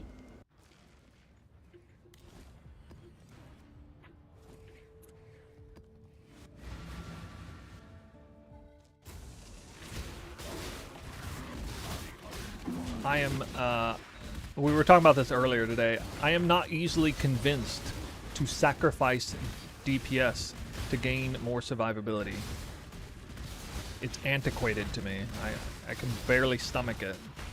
I feel icky inside every time I do it. Dot cat, well, we're not doing dot damage. Spawn the bosses right here. Right here. Brr. Aww. What scarabs am I running? Yeah, we're running Elder Scarab, Influencing Hordes. Those are both influencing scarabs. Then Beyond Hemophilia, Beyond Resurgence, and Beyond Invasion. So triple Beyond scarabs. Drop Grace for haste and lose a max frenzy charge. What? That is literally like the biggest thing to scale damage.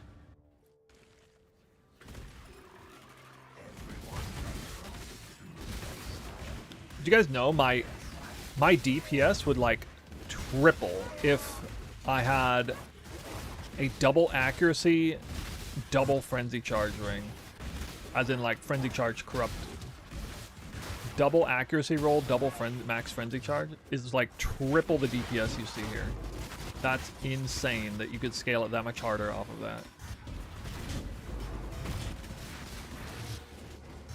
Maybe it's not triple. It's like 2.5x or something.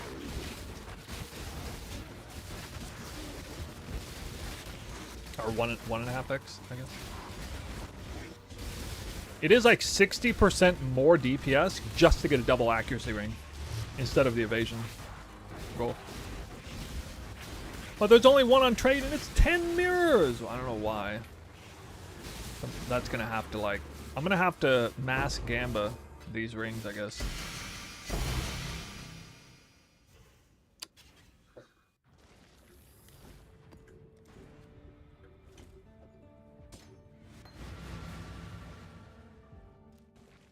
I did gamba 3, but they cost like 26 divines to gamble 1, and I lost. I got no currency out of it.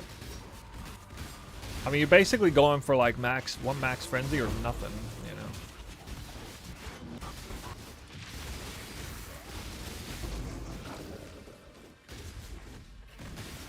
know. Do we want to give him 10 mirrors? Guys, I'm not donating 10 mirrors for that. That's stupid.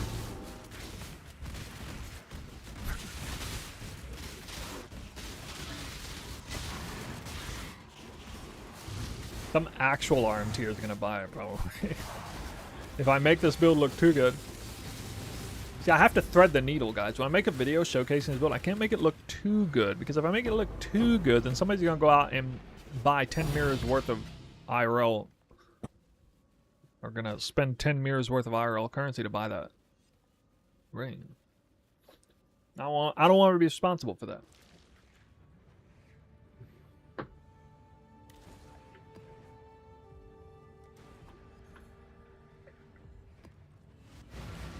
Let's see if we can find it.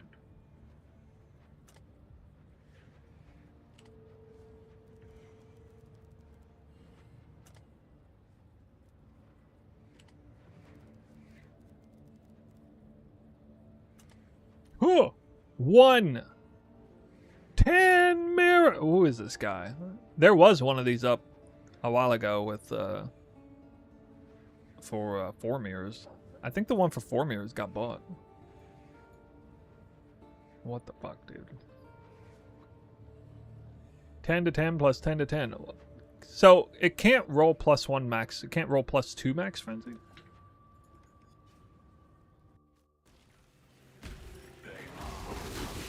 And he's probably just a, you know, currency collector. An ethical currency collector. Mm-hmm.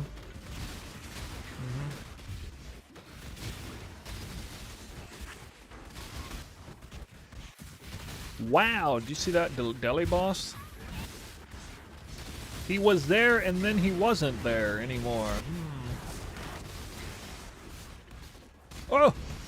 I'm about to not be there anymore too if I stand on that.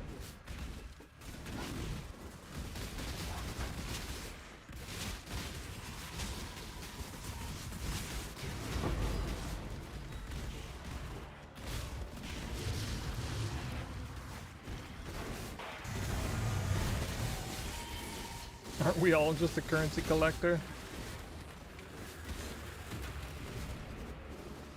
To what degree, I guess, is the question.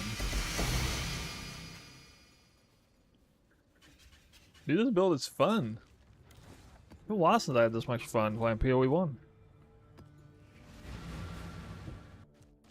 Fun build. I'm actually really looking forward to trying the stun version. We'll do that. I'll do that like tomorrow, probably off stream. No, the mirror! God. There's no U-turn available. I had to go all the way here to find a U-turn.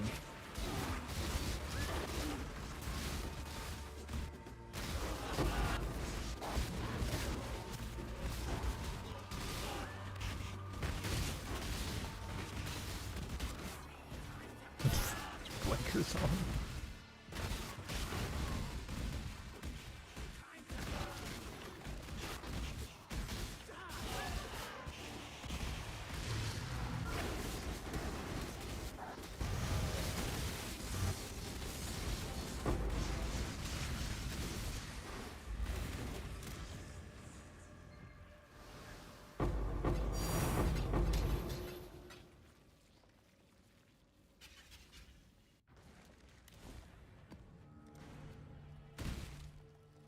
Greetings. Go with courage.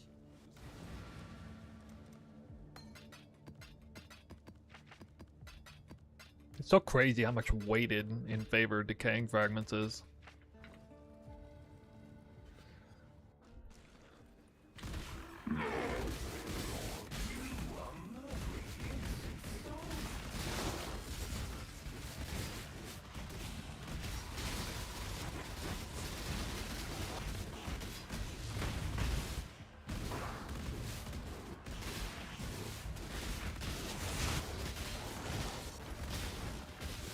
What the hell? So fast. I outran the mirror again.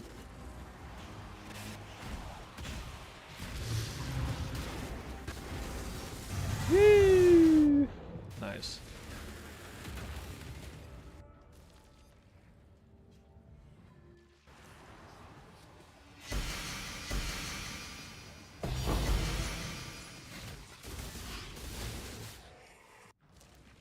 I am in Japan, yes.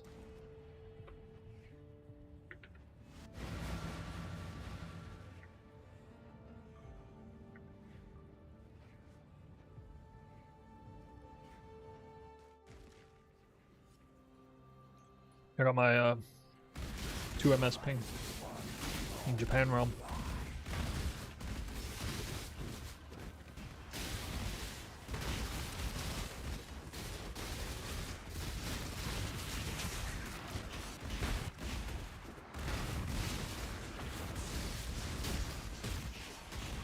Wait, how did I steal energy shield?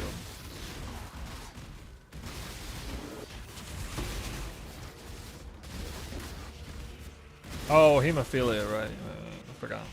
The scarab allows you to steal. So even when I'm not wearing a headhunter, I'm still stealing rare monster buffs. Oh my god, it died there. Ah. Yeah, it does. And check out Beyond Scarab of Hemophilia. It's a scarab nobody even knows about. Like, nobody runs it. It doesn't cost anything. Alright, Silver Lining and spawned the bosses when I wouldn't have.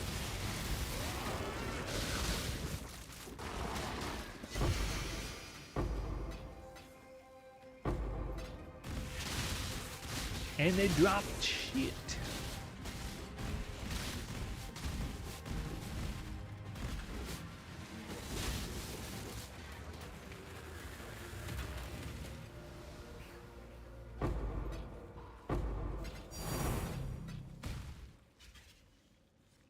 I'm still undecided on this, which gem I like more.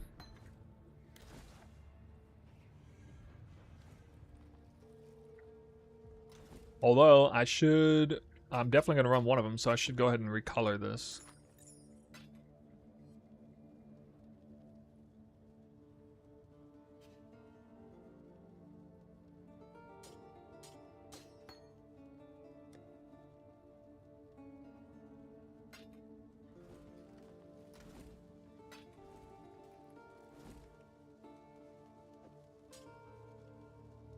Stupid, I haven't recolored this.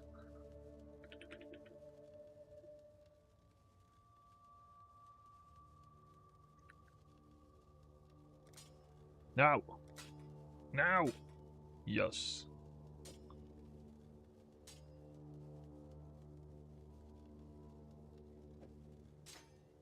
Aha!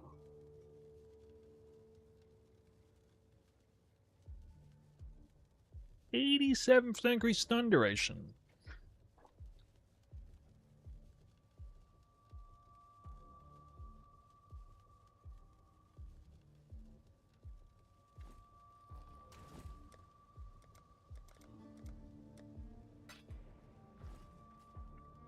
Dang.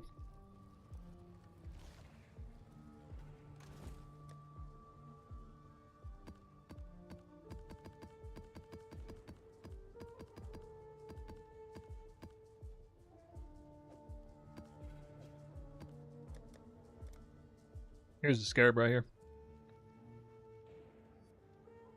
So I have to kill beyond rare monsters to get their buffs.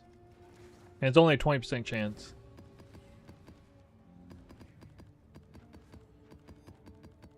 Were any of those Meglos worth it? What is an unidentified megalomaniac worth? Yeah, I think I would probably want to kill myself after doing a bunch of simulacrums like that.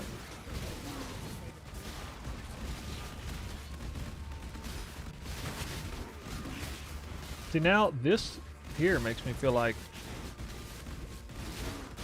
this is better.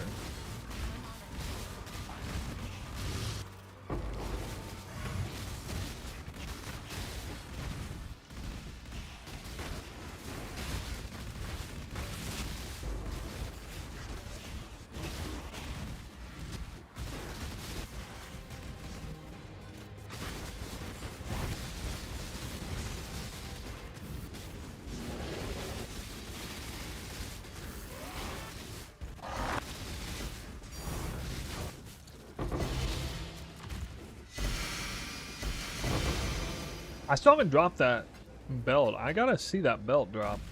It's one of the reasons I'm doing this strat. Like a 14 div belt. Off of Katash or something.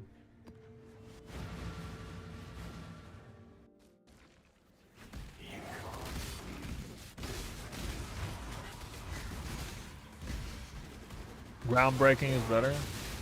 Yeah, I agree, I like it better, but I can't use it as well because I run out of mana so fast with it that I just stop in my tracks too much. I'm more likely to make the jump and make the connection from monster pack to monster pack with the regular one. I think that's the problem I'm dealing with here.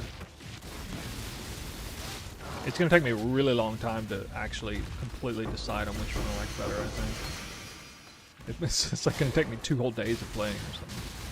Figure that out.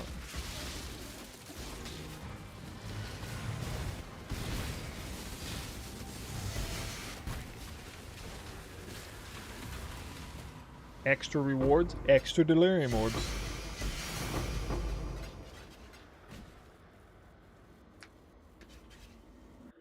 One megalomaniac, maybe 20. Yeah, and it's gonna sit in and rotting in your Faustus stash until you drop it down to like 3 div, and they'll finally sell.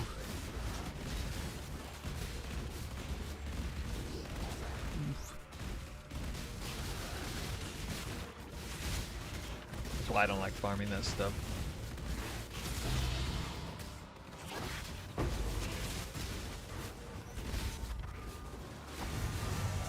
Four chromatic orbs? Dude, that's a big drop. Wow.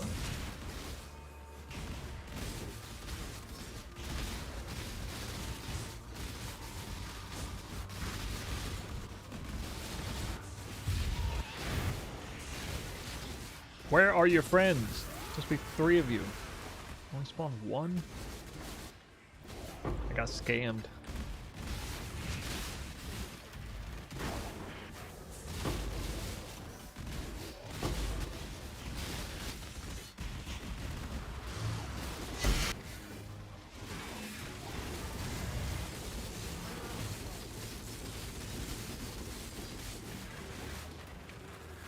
My shot character would have never survived that.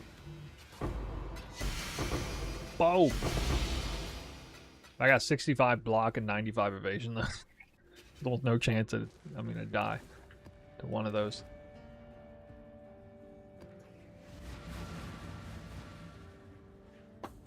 I'm almost never threatened by attacks.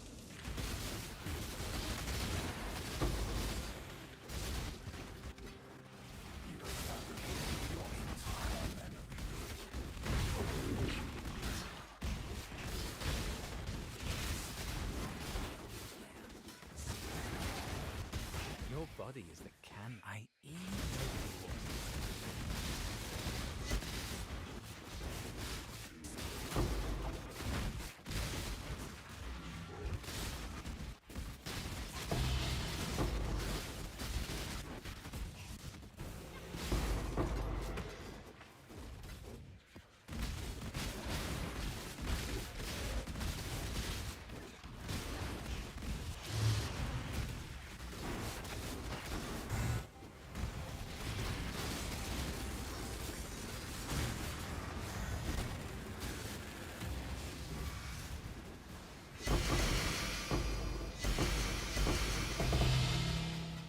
And that extra reward tile is crazy, man. It's like randomly throwing on 3, or well, I guess it's 1.5 Delirium Paranoia Scarabs.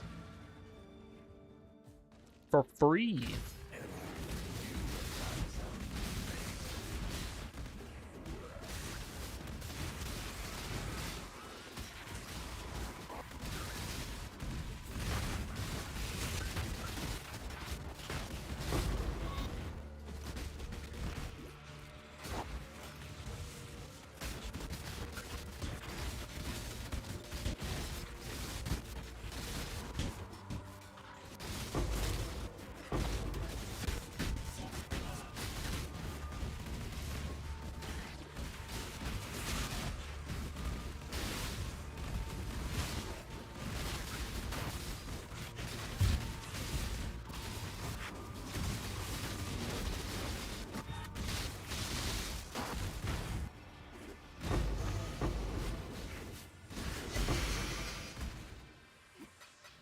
Oh, at least it spawned all 3 of them.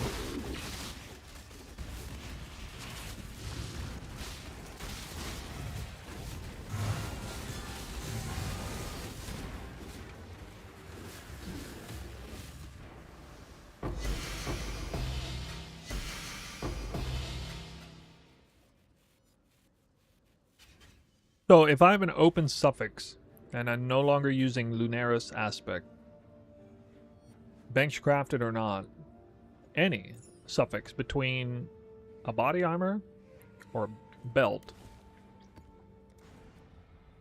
What should I add?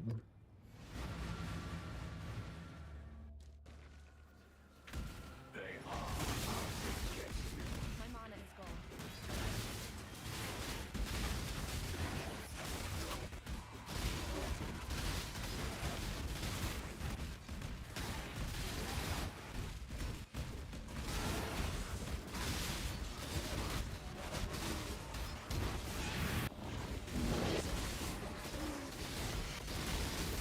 Like that.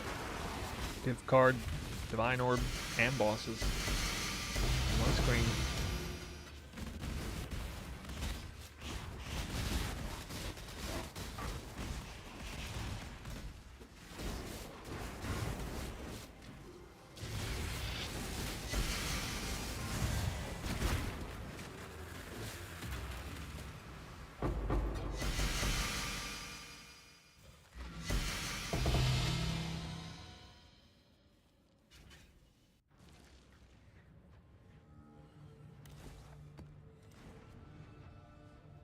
You think a Merc could be geared for accuracy stacking? I heard that they have an inherent, or at least one of the Mercs has an inherent 150% increase accuracy, but I don't know, man. The real power, I feel, resides in the Ascendancy. Either Jug for defense or Deadeye for offense.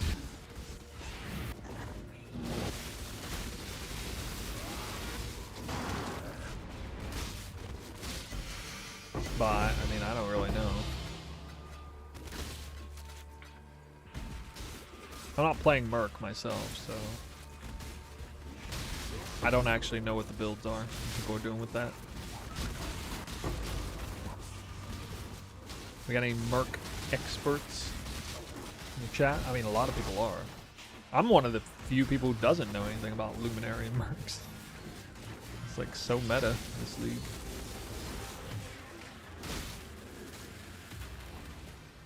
How much Chaos Res do I have this map? Why is it doing that much damage to me? I had 79 Chaos Res over time.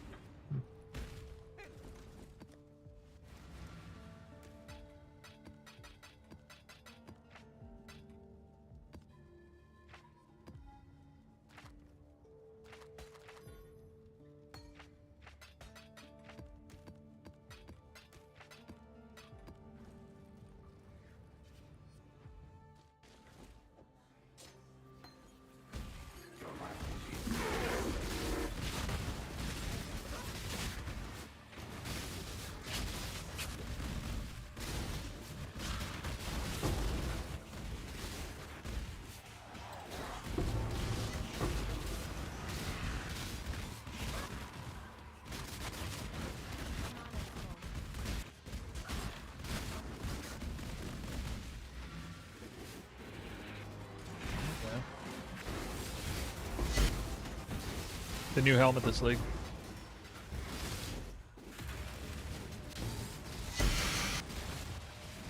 You can deterministically put one roll of any jewel you want. So you roll a 300 accuracy Abyss jewel. You put 4 of them in there after divining it perfectly. Bonus points if you get a double corrupted one in advance. That looks like it's going to be pretty tough. Because they're worth like 20 div? Pre-corrupted, I guess?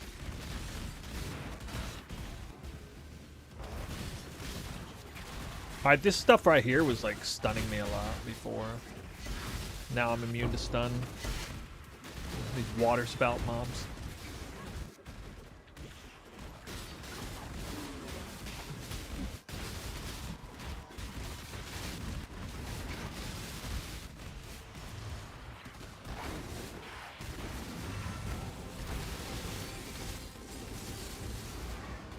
What accuracy does that helmet go?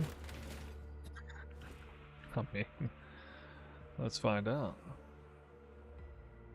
Currently sitting at 110,000 accuracy. If I remove it, almost half of it goes away. 66,000 from 110 to 66. That's with 12 frenzy charges.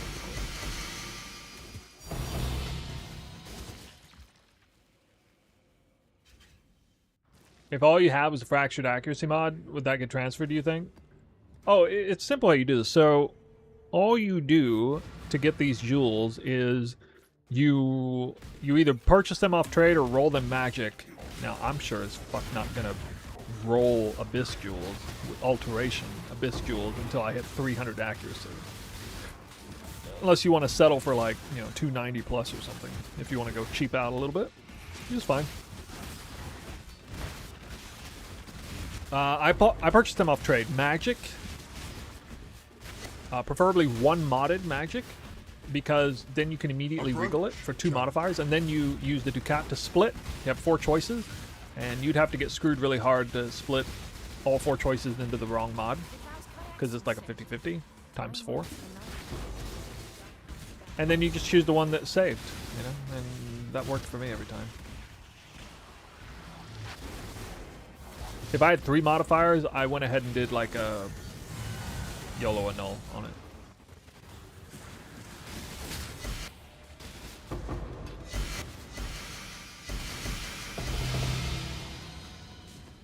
So in this case, you're able to like bypass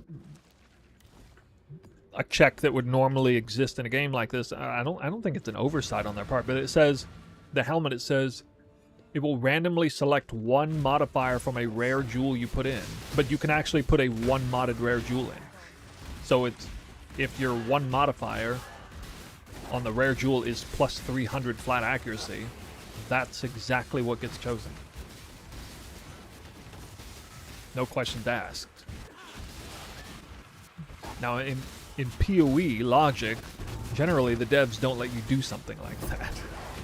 Or if it does happen, they patch it out immediately. So I don't know why we were allowed to do that, but alright. Especially something worded like that, like it has to be rare, which suggests from the developers that they wanted, being a jewel, is what they wanted players to have to put in a 4 modded item to get lucky and get a 1 out of 4 roll on it, and then it would, if you happen, well, it would cost a lot of currency to successfully get quad accuracy jewels if we were forced to throw in a 4 modded jewel in there. They would be worth a lot. It'd be more, it'd be much higher stakes. As it is, the helmet's easy to make.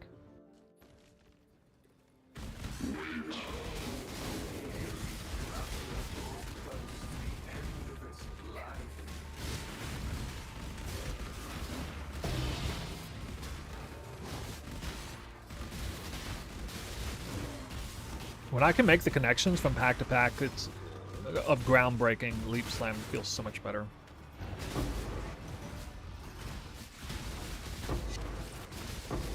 I really don't want to have to invest into mana cost recovery. I have 1 point that could save me 1 mana on this skill if I put it right here. But dude, 1 passive point is worth so much damage on this build. Or, live. Not that I would ever do it, but I could get 6% increased life. And yes, I did see those beyond bosses spawn. Give them the time they need to spawn up.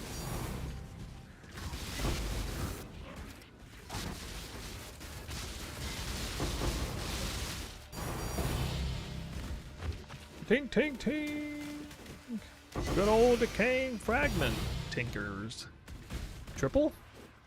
Double. Oh, the Incan does, yeah. Oops. Delirium rewards.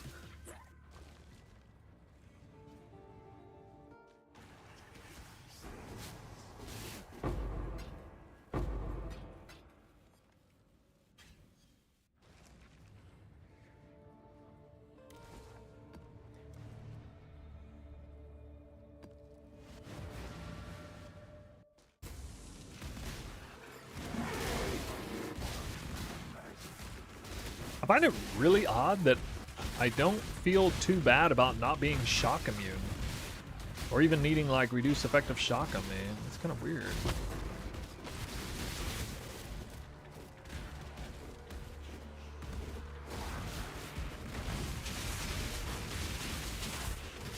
feels kind of taboo-ish. You know?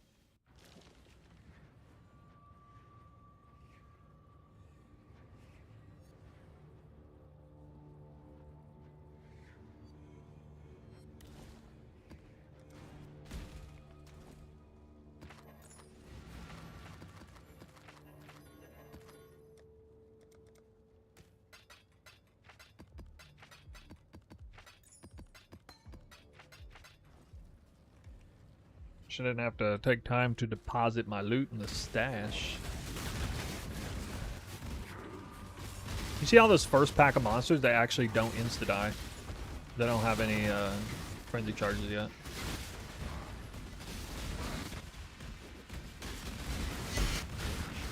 When I first started showcasing this build, somebody in the chat said the clear looked mid.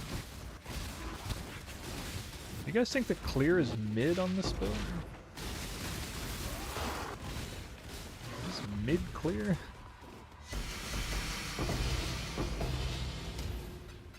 I'm usually pretty good about having a build that has good clear.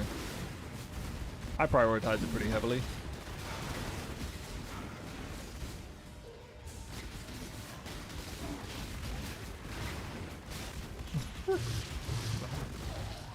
I don't know, I feel like clear is pretty good. I guess it's not Ethereal Blades clear, but shit.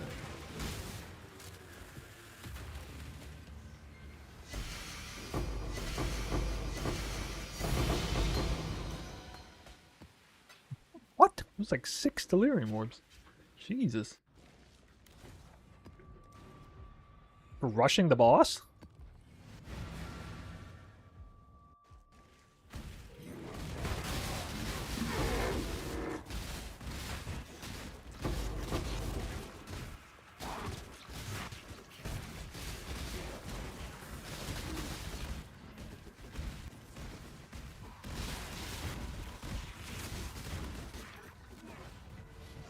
My mana is gone.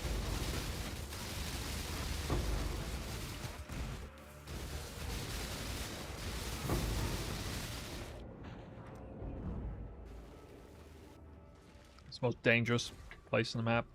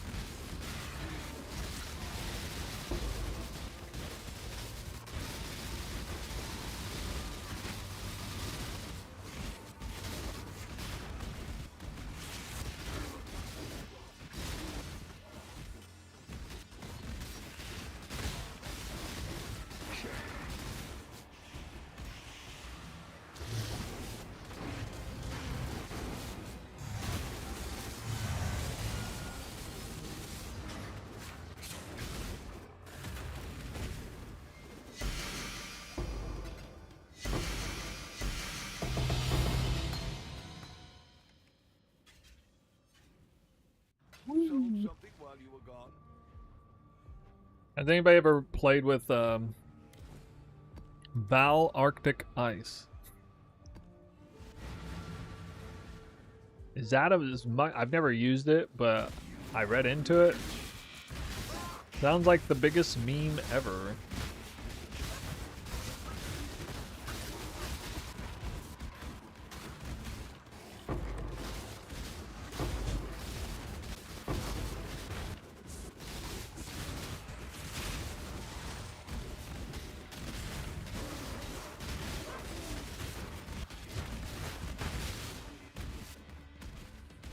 Running the damn mirror again.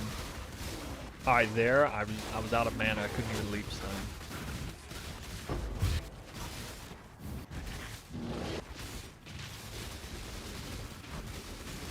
You know what? Also, with the shorter leap slam distance, I'm more likely to thoroughly clear the aisleway and not skip monsters. That's kind of nice. Like that, I think a few monsters behind me actually survived, but it's less likely to happen with this version of the gem.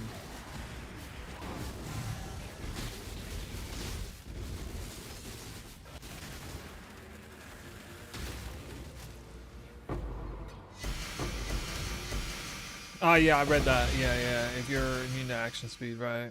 There's no convenient way for me to get that. So accuracy stacking Juggernaut, I guess, would.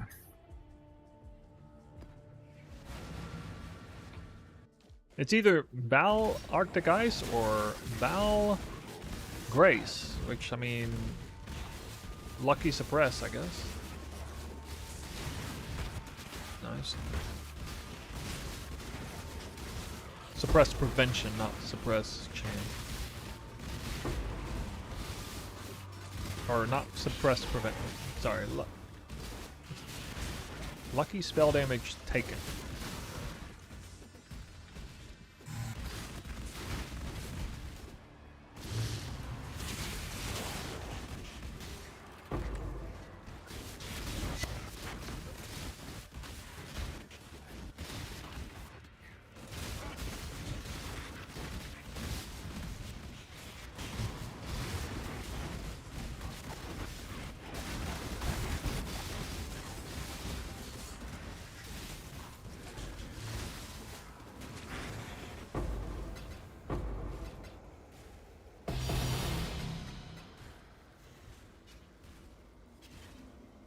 What up, baby?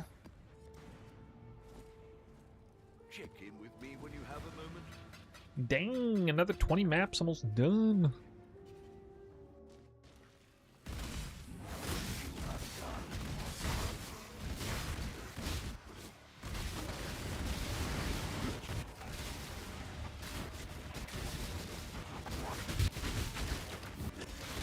This event finally spawned them.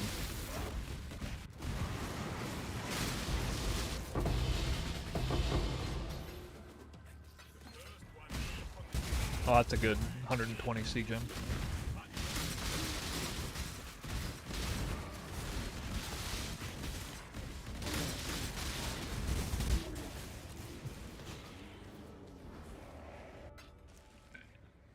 Lasered. Bell block evidently failed me.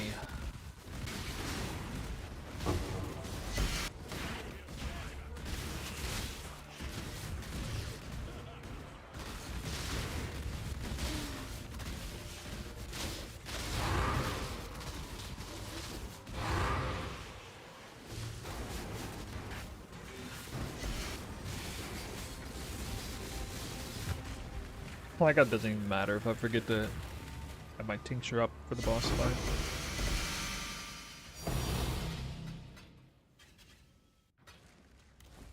Min-max portal exiting.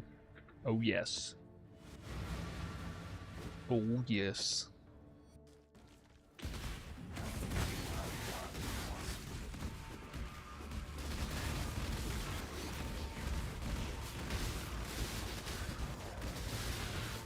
So why is this gem not more popular? Seems like a damn good gem to me. I'm quite certain this gem smokes lightning strike. Like lightning strikes more prominent. Talking post nerf.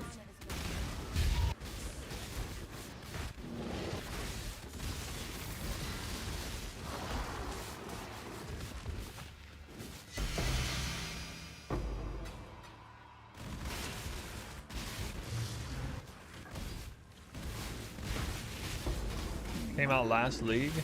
Oh, it is. Yeah, it did come out recently.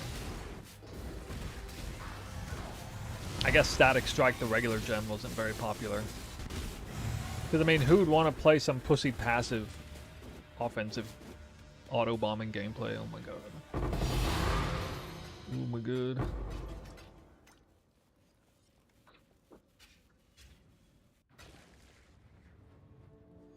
I'm gonna regret having a coffee all the way up to midnight.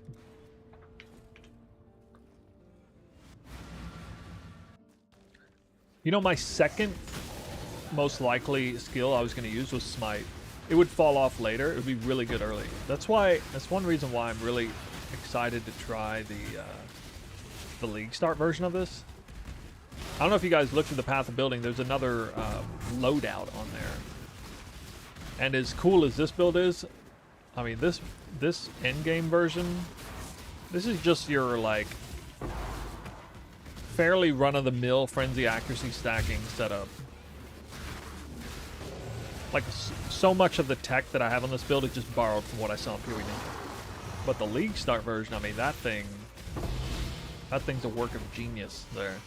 We got the brand new Coursing Currents reverse shock chill, Nalagaro's tech in there. We got the 3-ring early with the no utility flask, Writhing Jars for Smite and Innervate Aura combo, guaranteed anytime you want. Oof. So much added damage. Now we got the double tincture, accuracy stacking, easing into it, double Yoke of Suffering drop. What? I must have taken Unique's dupe. Now that is some cool tech. Oh yeah, and it's the reverse shock Impulsa proliferating shocks explode. When you have a moment. That thing is rad. I can't wait to play it. And still somehow has like the exact same amount of EHP. Sorry, not EHP. Exact same amount of like max fizz elemental hit as this build. It doesn't have block though. So it's actually like gonna die more for sure. And it only does a tiny fraction of the amount of damage. But that's because it's only got 10,000 accuracy. An accuracy stacker with 10k accuracy is a little rough. Never before attempted. League Start accuracy stacker. What is he thinking? You can't do that.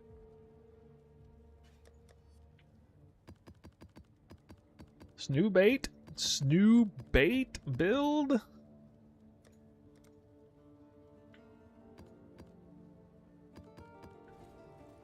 More like baiting the peanut gallery.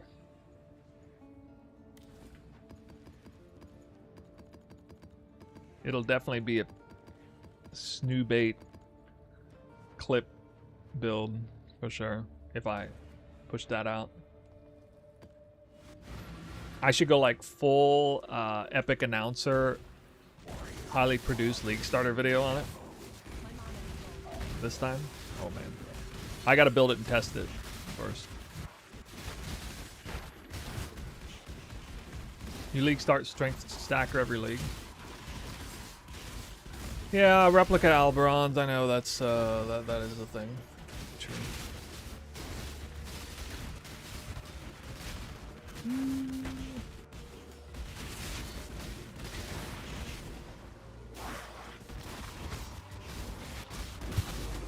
Oh! Get one first. I still abide by the Trafen code. Let's see how fast this clown gets smoked. Don't tell my house. Pretty fast. Pretty fast.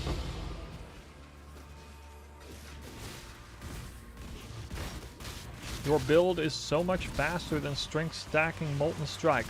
Really?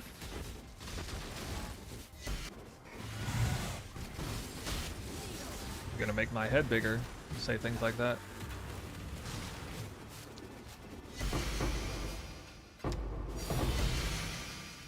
Alright, 3 Yokes of Suffering and 2 maps. Where's this RNG at League Start?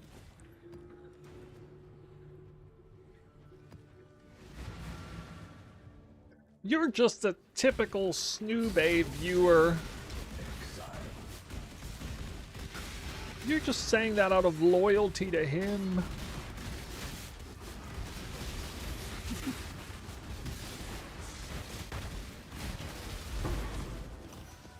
Three Divination Scarabs of Poison. Oh my god. No, I am also witnessing what you guys are witnessing here, and I know how much faster this is than a bow build. Both in terms of single target clear, and speed. Mainly in traversing speed, of course. That's a big one.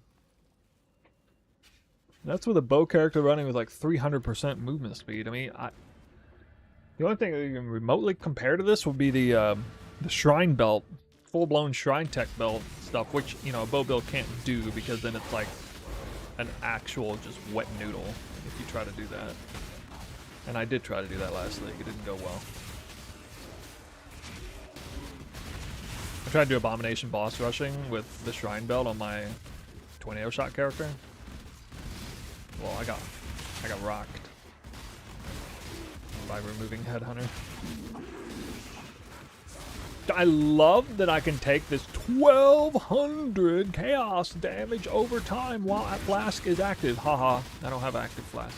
This actually opens up so many map mods, and especially Eldritch mods that I can take that I normally can't take. I'm not successfully leveling though.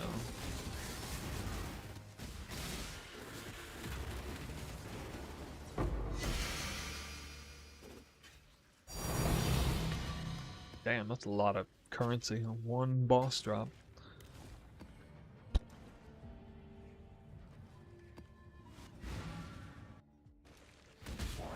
It's like a boss dropping 2 raw divine. Oops.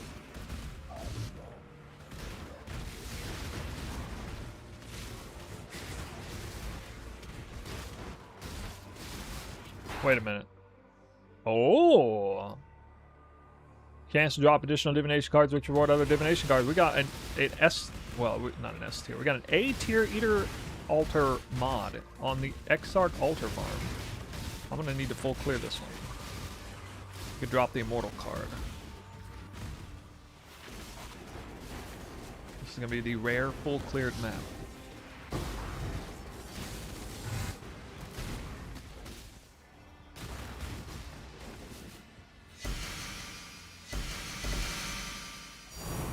This is me with temp chains, guys. I'm slowed. I'm so slow. Temp chains. At least give me a nurse card. Thanks. Manifestation. It's real. It's real. Just call it out of the ether. Instantly manifested. At least give me a Mirror of Calandra.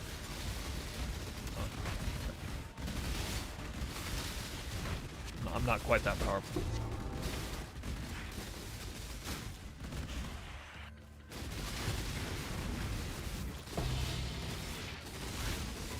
The patient, how cute.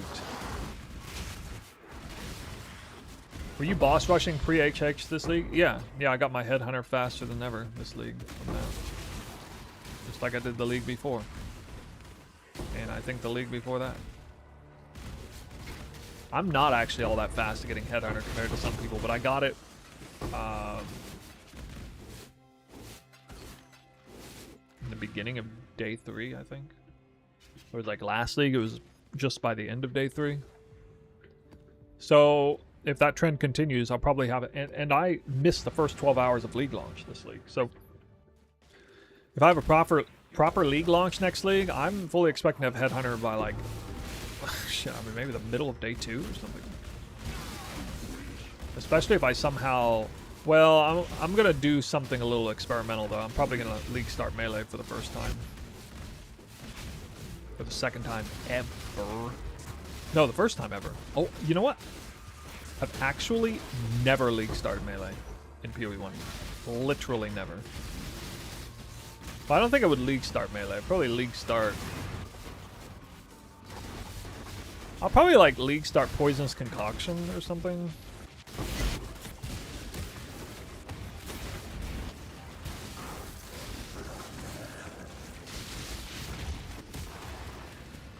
Maybe I could have tanked all that. I don't know.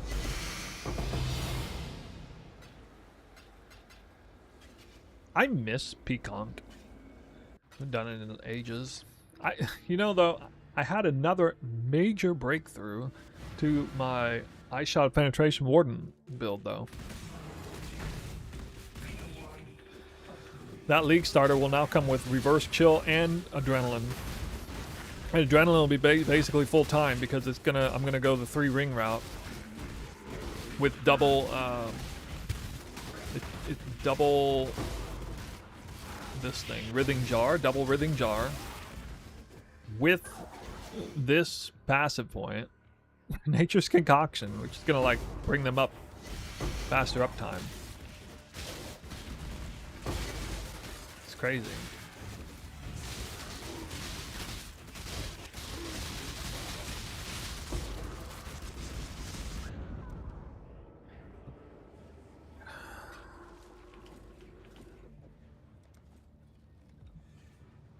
Death by interaction. What's the trade-off? I lost a Quicksilver Flask. Approach, challenger. That's about it. But the trade-off is near permanent adrenaline and permanent reverse chill. Max reverse chill. Got way more damage.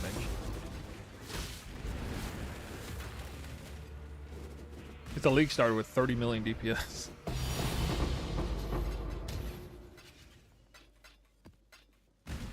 I'm more than double my damage, I think. Because there was like something else I did too.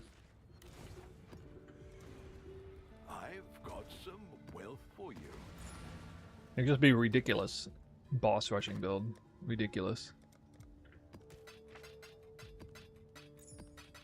Oh, right. I dropped the fizz conversion on the bow.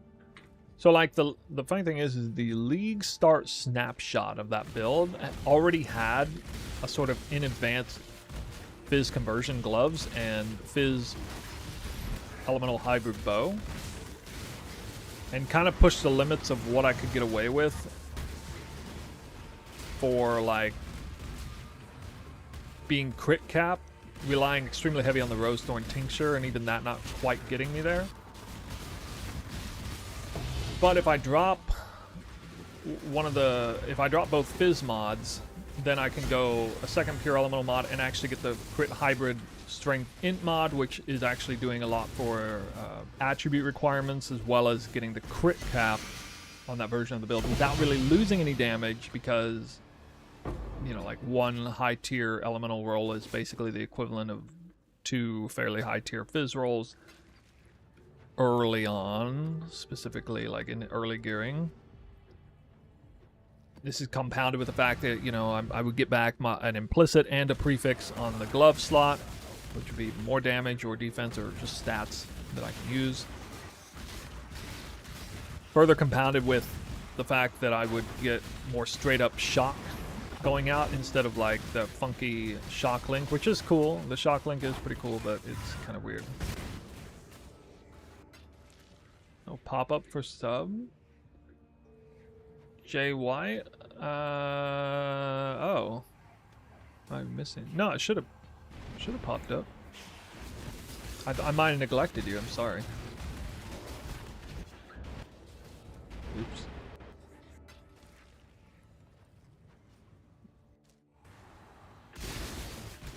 I know you're a regular subber. Thanks.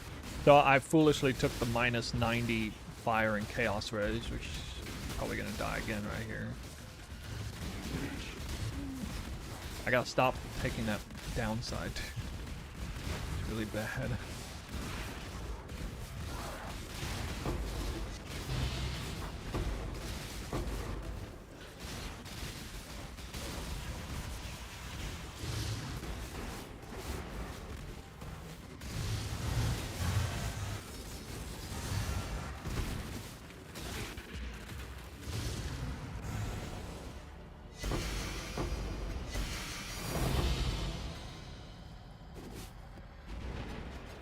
Died from a misclick.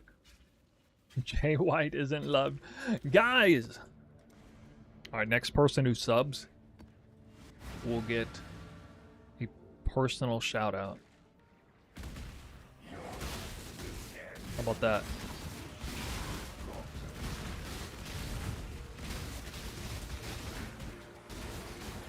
The biggest shout out I've ever given on stream.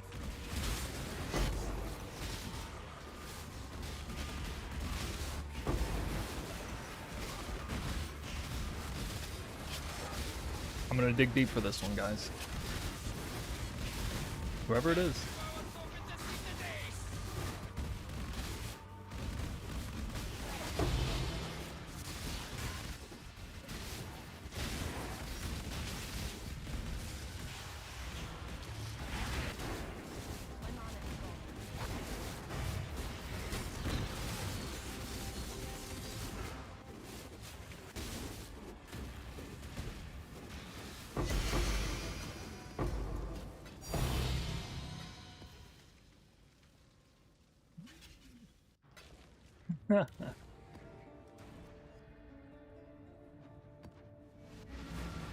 Is crafting in PoE1 all about recombination? It is with like mods that must be moved over from one base to another, like Grasping Mail mod, like the body armor mod I have that's fractured there, Lightning is Extra Chaos, that requires recombination. Unless I want to use that other base, which I don't. I don't recombinate much though. I know there's a lot of Ducat tech with Recombinator now, Brian King Ducat or something about that. But I haven't really used Recombinator much.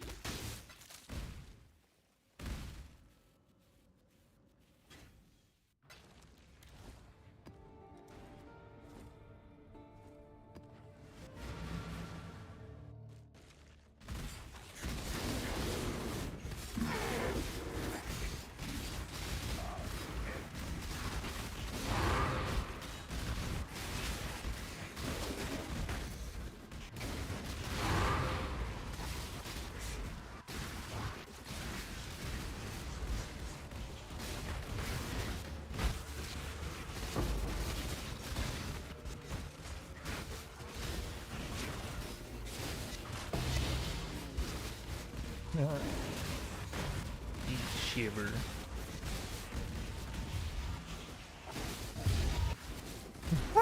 Wait, what? I only won.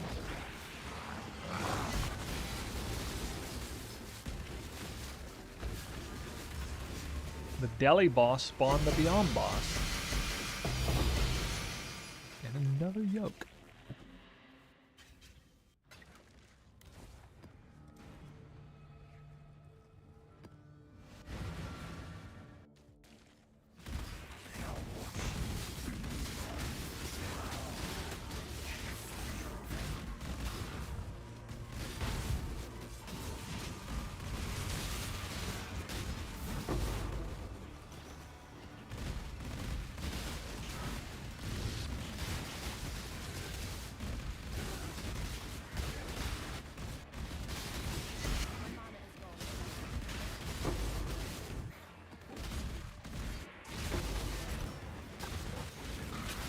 Wow. I hate that mob.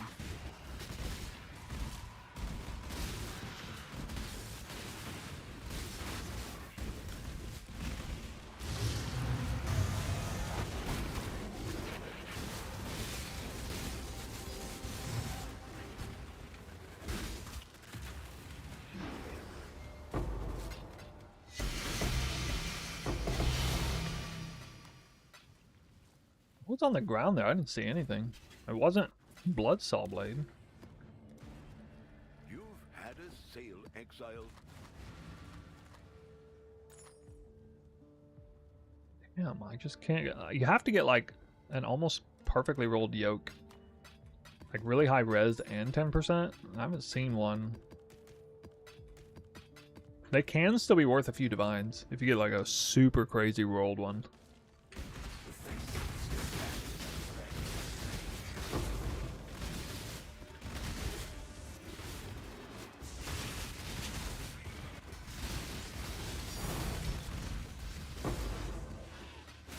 I have divination card?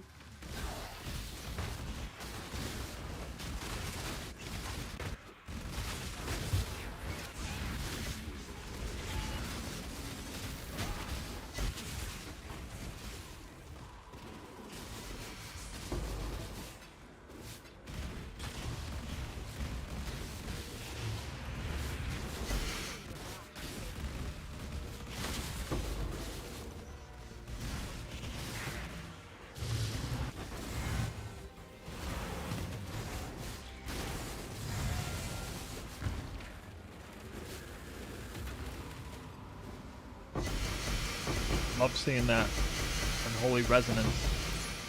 Capped out another yoke.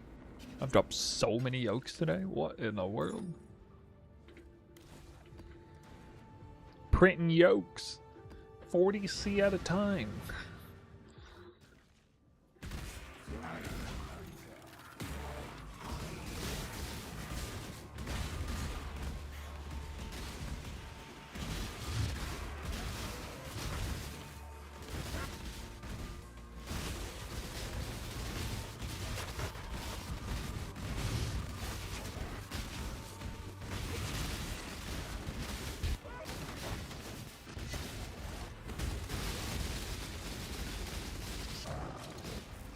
Scarab drop. He's dropping scarabs. Holy. Big scarab drop coming. Never mind. Literally nothing on my filter. Pandemonium scarab. Randomly dropped. The most expensive scarab in the game. Uh-oh. I made him scary.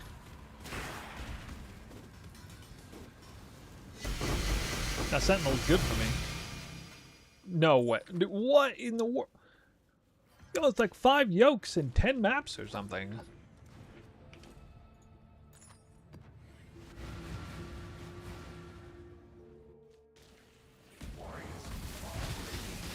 What is pink modifier on item thing? It means it's for girls only. Can't equip it if you're a boy.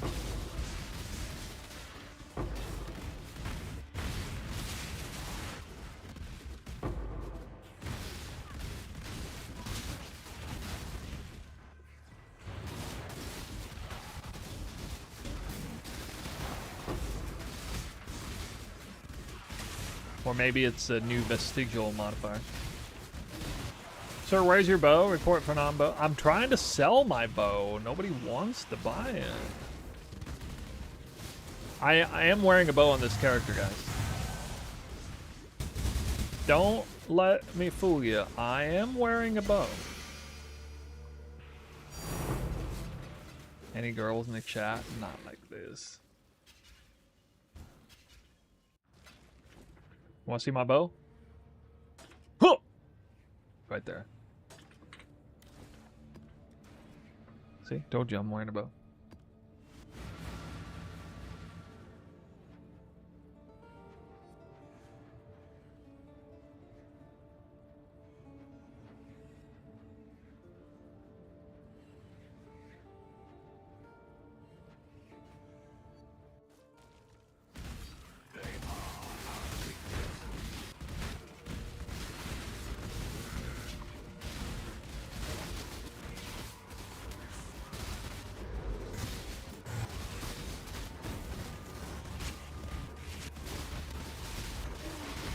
Y'all bosses gotta spawn in this mess.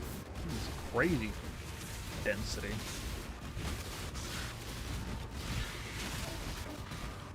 Really? Not spawn there.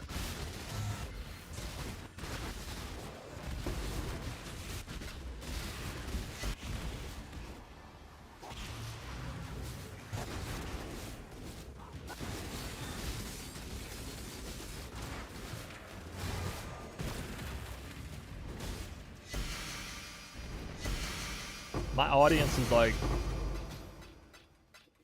99% male, so there might be one girl in the chat. Maybe. Statistically speaking. Probably one.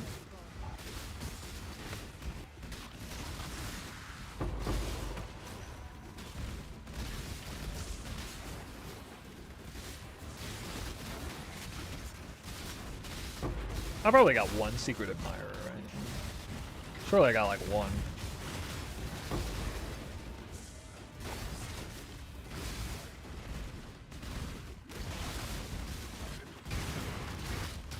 I mean, I've probably transcended incel streamer status by now. I'm sure I got at least like one. I'll never know, but I'll just keep telling myself that.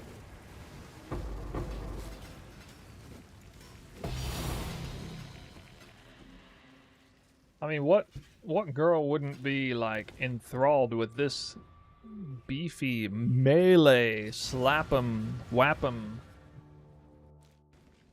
just pump action, accuracy, frenzy stacker build? Like, I mean, if I was a girl watching the stream, I'd be like, whew.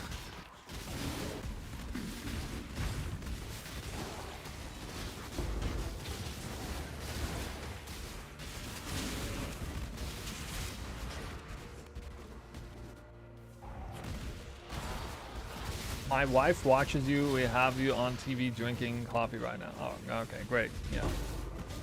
Nice. Not exactly what I had in mind, but alright.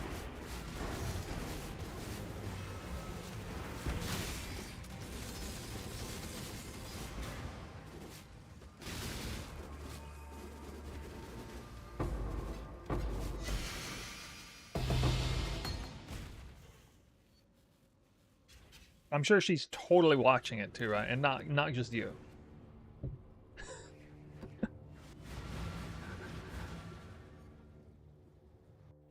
That accuracy stacker can deal some hefty spanks. Sure can.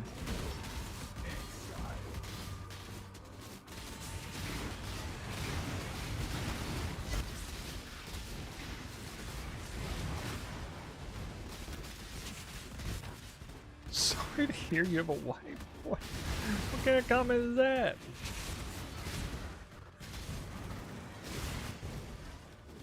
Bro's probably living the dream.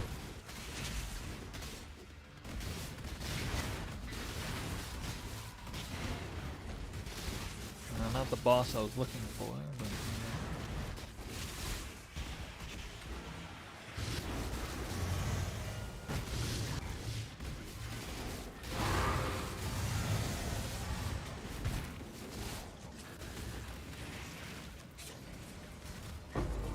Whoa!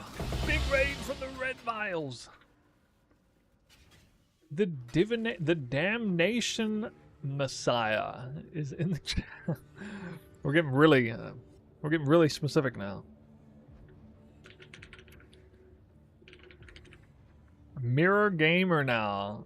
Yeah, you can keep farming your Damnation card. I'll just drop my raw mirrors. Check in with me when Oh, you guys are in for a treat. This little melee build of mine is coming along nicely. Check it out.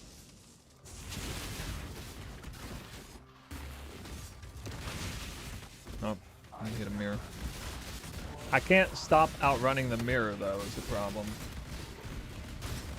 I have to like backtrack to hold the mirror back.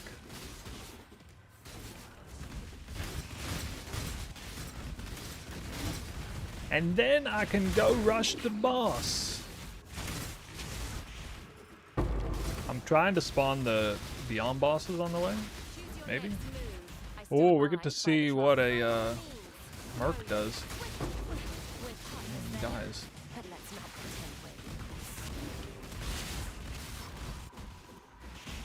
A proper melee build.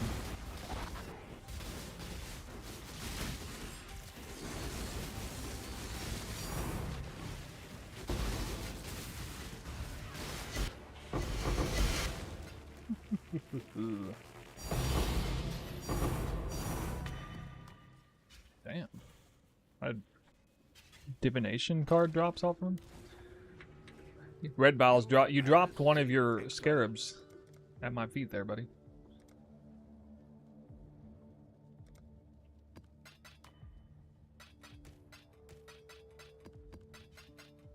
Wait, did I drop 3 pilfering scarabs off the guy? What? Nuh-uh. No, that's weird. Red Vials raids me and drop 3 pilfering scarabs off the boss.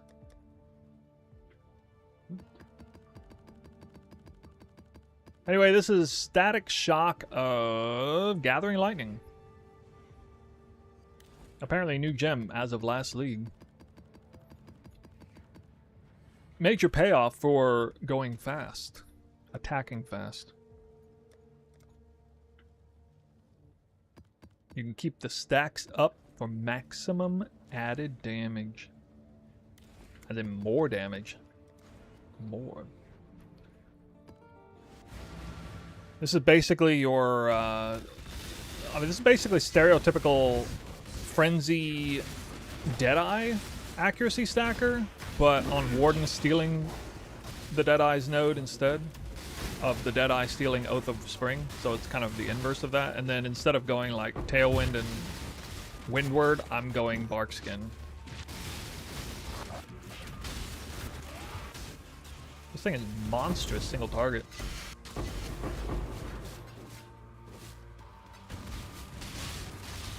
So I spawned the bosses there, and now I can just rush to the boss, basically.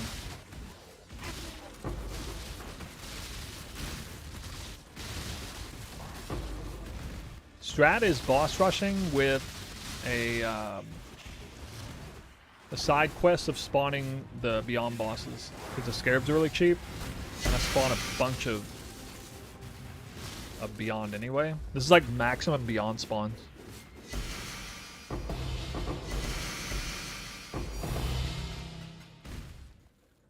The Scarabs are almost free, and so you know, I'm only spending like a minute in the map or so, and like every other map I kill 3 Beyond bosses, which can drop stuff. I'm using the Elder Scarab in conjunction with this extra pack size, plus all the extra Eldritch packs. And then I'm using Influencing Hordes, so the Elder minions have a lot of extra pack size, and then the Eldritch packs have extra pack size. And then I am using triple Beyond Scarab. Hemophilia, which is extra merging radius. Resurgence, which is 3 Beyond bosses. And then Beyond of Invasion, which makes them very likely to spawn. You basically can't create a scenario that is more likely to spawn the Beyond bosses than what I've set up here. Pretty much.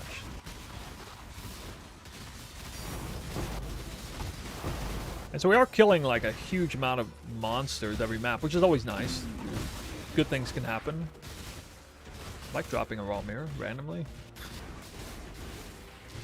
Yeah, I dropped a mirror yesterday.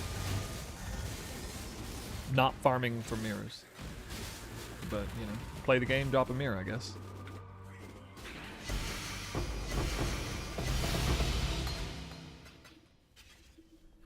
I'll show you guys, those of you who are here, I'll show you Uber Elder. Or Uber Exarch. Pause the timer here.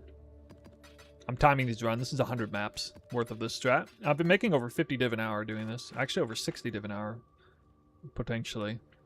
Without any real lucky drops, so.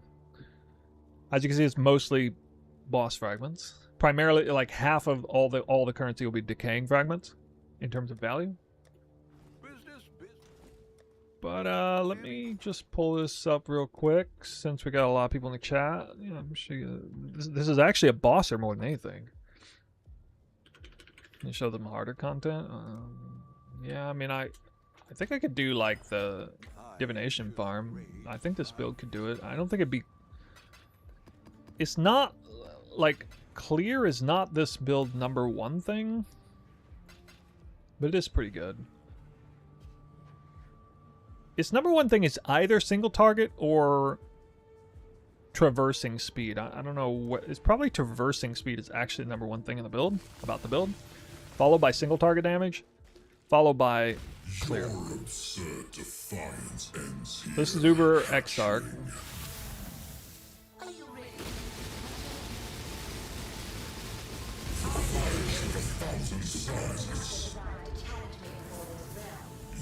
not have the strength, hatchling.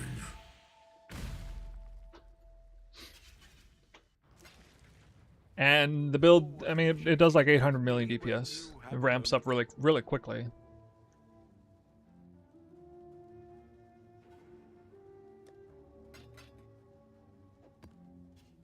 This has 100, the key tech on this. So if you guys aren't familiar with Frenzy accuracy stackers,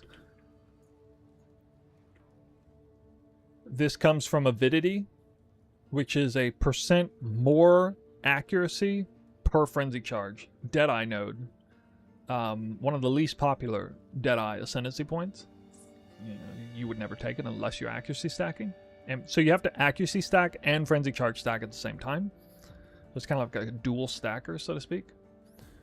Of course, this puts these precursor rings are just like a happy marriage with this sort of thing, because you get like +1 max frenzy plus % increased accuracy per frenzy charge, and then other things per frenzy charge, or like this one with block instead. And then these aren't even like the best you can have. You could even like have +1 max frenzy corrupted onto this and be like god tier. So there is some like uber multi-mirror, super multi-mirror tier versions of this, which, I mean, you can like double the DPS of the entire build pretty quickly by getting like crazy rings compared to what I have. So yeah, usually a Deadeye will run Tailwind, Windward, the defense, go like a block spell dodge version of this and focus on trying not to get hit, which, you know, is precarious. Like it's kind of the super squishy but high evasive way to play. Whereas this is kind of the reverse, the more mitigation route. And then they steal Oath of Spring for a build like this, of course.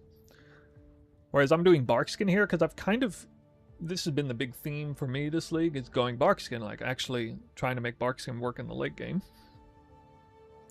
It was a little bit redundant for a bow build. Makes way more sense on a build like this. And, you know, there is a world where I go pure glass cannon and go double tinctures, which is crazy.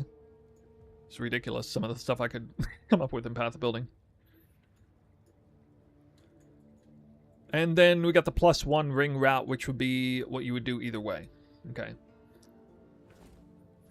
And the no utility flasks, there's a lot of cool tech with that, like this here. Tinctures apply to you have 30% increased effect while you're not affected by any flasks. Huge synergy there. Something like that. We still get to run one big tincture. With or without Warden tincture tech. And yeah, like getting block 65, attack block 64 spell block is what I have with this setup.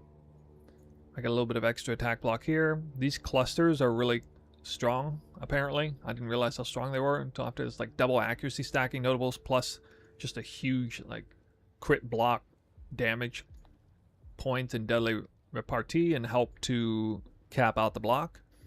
Got to get at least one non-val strike target that additional nearby. I was running Blood Scent, other cluster, but, you know, 2 passive points, just get 1 melee is actually better with this cluster because this cluster is just so damn strong compared to an Axes and Swords cluster, which is actually pretty weak DPS-wise. Before trying block, you know, it's focused more on damage and stuff. Like, I don't even have damage here. The build's really stretched thin on a lot of the passives and stuff, like not even taking like Fatal Blade or Heartseeker, even though they would add a lot of DPS.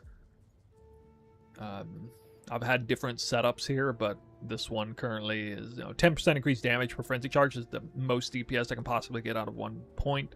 There's 2 of those. 40% crit multi is second best.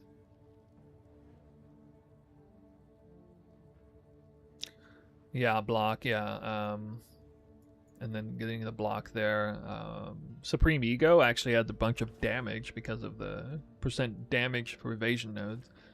I have like 50 or 60,000 evasion, I think, on the build. With 12 frenzy charges, 110,000 accuracy, 12 frenzy charges. This thing just gives it an insane amount of damage because of the accuracy on this with 50 dex floating nearby.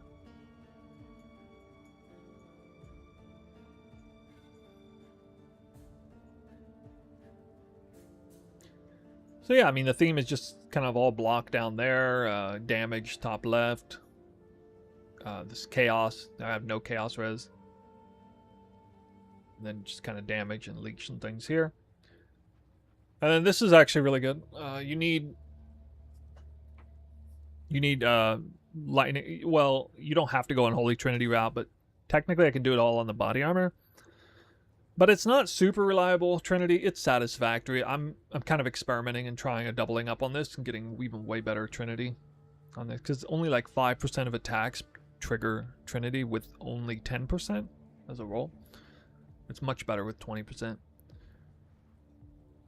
Defensive layers are a very low amount of life here, 3,200. We got the 65 attack block, 64 spell block, 95% evasion, essentially 100% of the time. So attacks are basically non-threatening at all. Spell hits, we also got 73% spell suppress prevention. If I have 0 Barkskin stacks, or if I have some Barkskin stacks, then I got flat mitigation off of both attacks and spells. But generally speaking, I'm going to have 0. And that's, so that's 75 all res, 73% spell suppress prevention, spell suppress cap. So that's a huge amount of mitigation there on spells that most characters wouldn't have. That's thanks to this ascendancy point right here. Prevent 3% spell suppress per bark. And that goes up, rolls all the way up to 30%. And Fortify, of course. Fortify is up 100% of the time. That's implicit right here.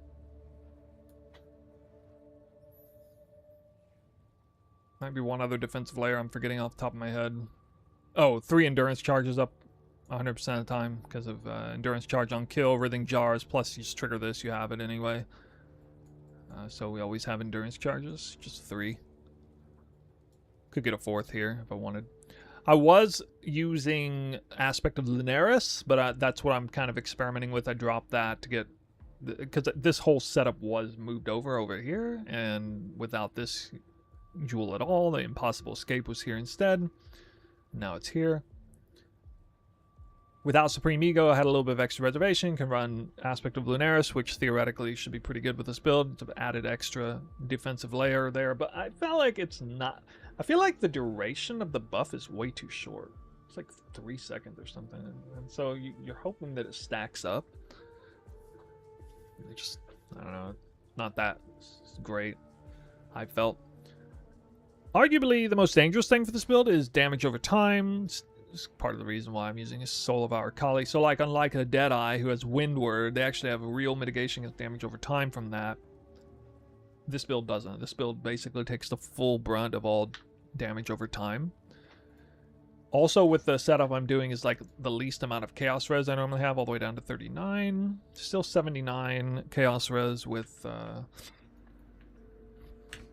this Pantheon Chaos damage over time.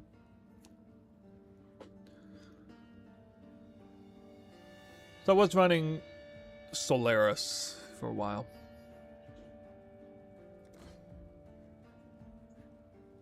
Yeah, I mean, that's a few defensive layers. How do you craft this belt? I didn't craft this belt, I bought it. I was going to craft it.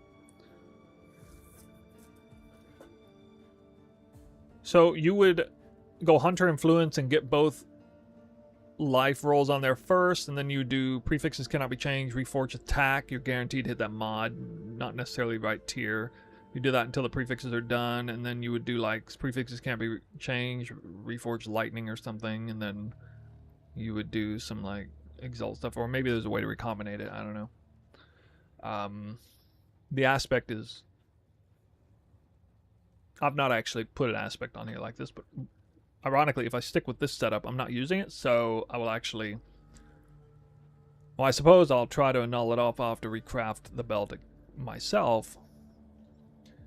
And I don't know what I don't even know what I'm gonna put on there. Probably resist, because I am wasting 1 blue, red, and green tattoo for resist right now, and then I got nothing against elemental weakness except like 25% reduced curse effect, so it's kind of annoying. I'm actually getting hurt pretty bad by elemental weakness maps.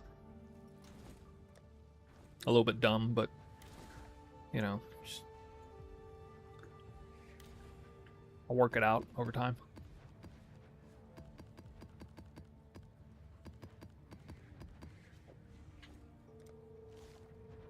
Any other questions? That's kind of the build in a nutshell. Today, people told me about using Leap Slam. I'm so stupid. I was using Whirling Blade. That's way worse with rubber band issues. Leap Slam doesn't have rubber band issues at all. Use Flicker Strike.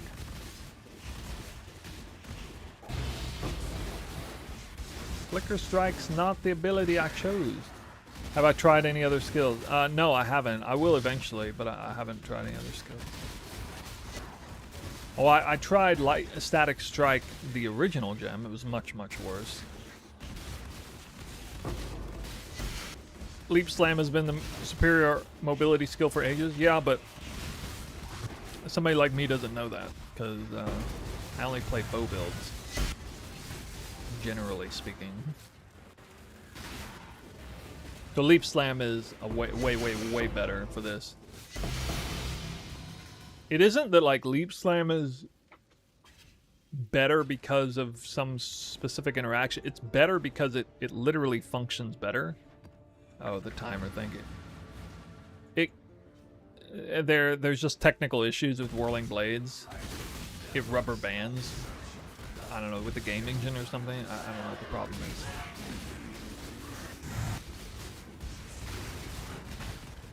Yeah, it's an optimization issue in the game. Like, I think Whirling Blades, thematically, Whirling Blades should be better.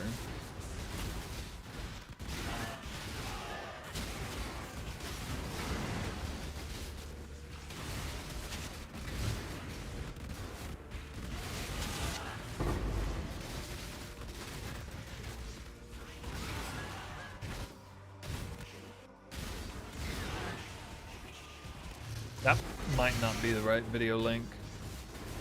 You can type !Atlas. This is the Beyond boss rushing strat. So I'm rushing the Nightmare map boss while hoping that I trigger 3 Beyond bosses along the way. It happens about 50% of the time. Earlier in the league, I would like just full clear the map until they spawn. But now I'm not gonna. You know what? I'll do a Wildwood here. Let's see what this feels like.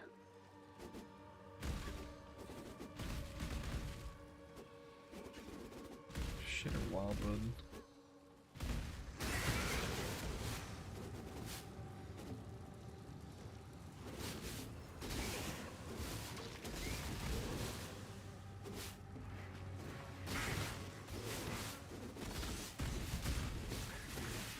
Blue is somewhere.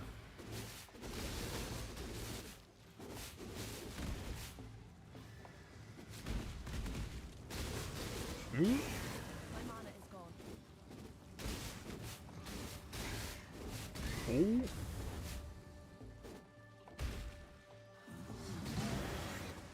Let's finish it out here.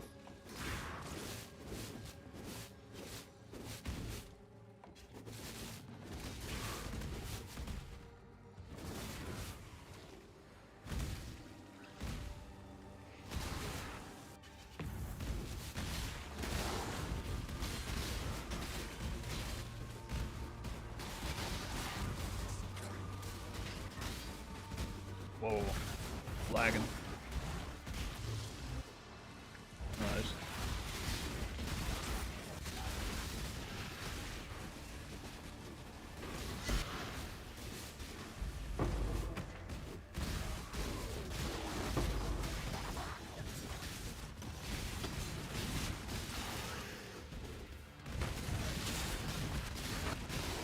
There's the Beyond boss. I'm gonna spawn 2 though.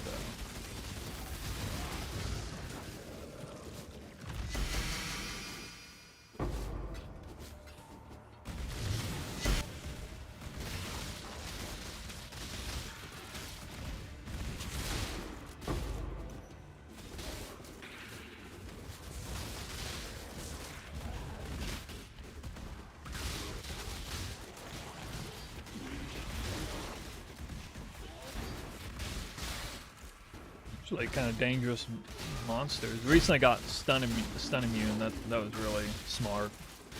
Cost me 50% increased accuracy to get stun immune, but I think it's worth it.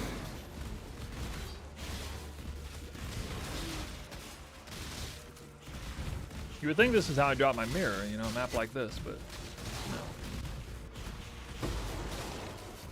I got a mirror drop clip for you guys, if you want to see.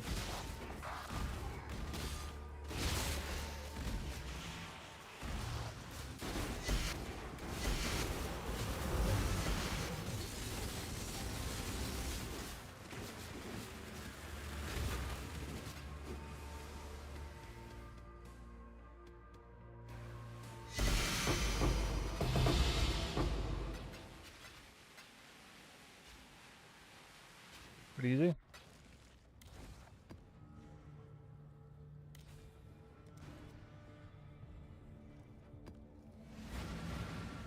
I don't know where the loot was though.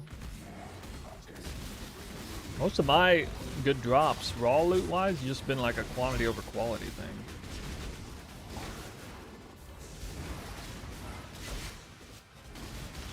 How much is my build? I've invested only like 2 or 3 mirrors into it, maybe, depending on, like, some of my gear is kind of, they'll be relatively cheap items, but I have like volatile fouled versions of it.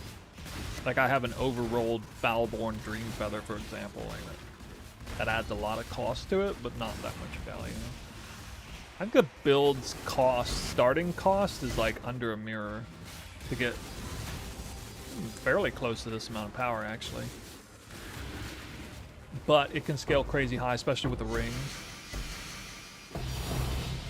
Like double accuracy plus max frenzy roll rings, multiple mirrors for one of those, but I mean, it really adds a ton of damage if you get one. So it's nice, you know, it's got some crazy scalability in the end.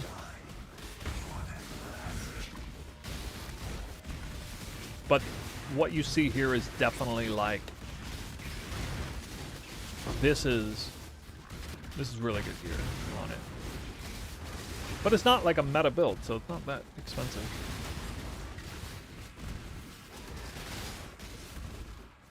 Any strat to get the rings? Those are like delve rings, so I'm not doing delve on this build.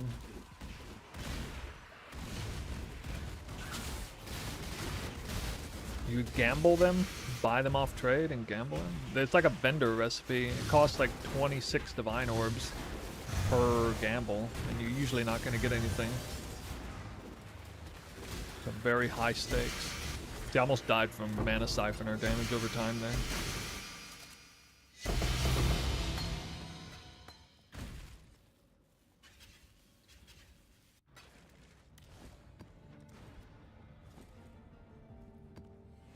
Had I been a Deadeye, I would have taken like 40% less damage over time in that instance, probably. The Windward is insanely strong with a build like this, I gotta say, because you know you're attacking like 60 times a second, so your Windward stacks. Even when you get hit, it's just instantly back up to 10, basically instantaneously. So Deadeye as the ascendancy of choices is definitely more than viable. Not bad. I'm kind of married to Warden though. I think I'll probably try Deadeye at some point. It won't require that much swapping around, you know, just ascendancy. The thing is, I don't know if I go spell dodge or not. It seems kind of janky, man. I've tried spell dodge on this version of build. It was had way less survivability, even with block. My survivability just got crushed. So I know that 73% suppress prevention is going a long ways.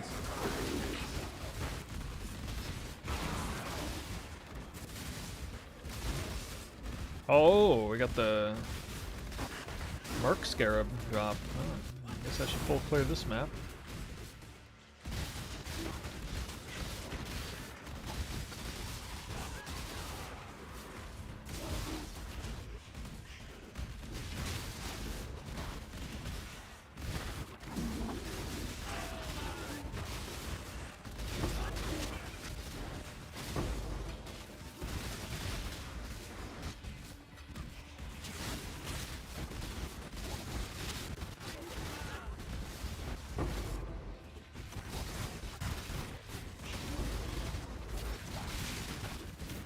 Oh, there's scarabs.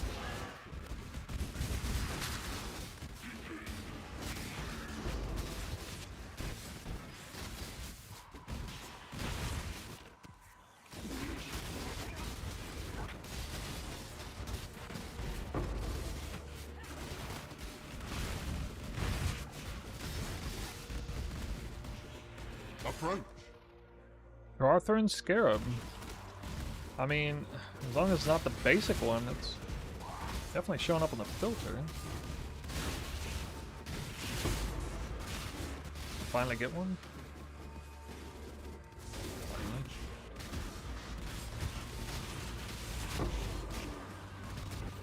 Second one?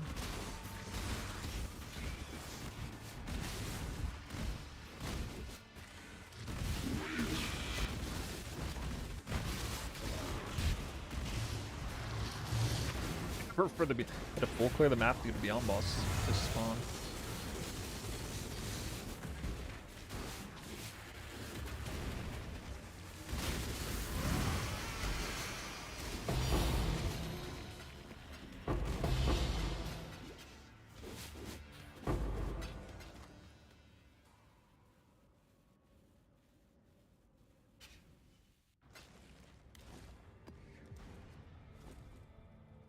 We've made a trade.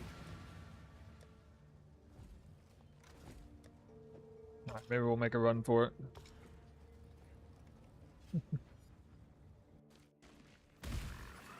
I'm trying to see if maybe, I mean, as a litmus test, it'd be nice if I could successfully level up to 100 with this build.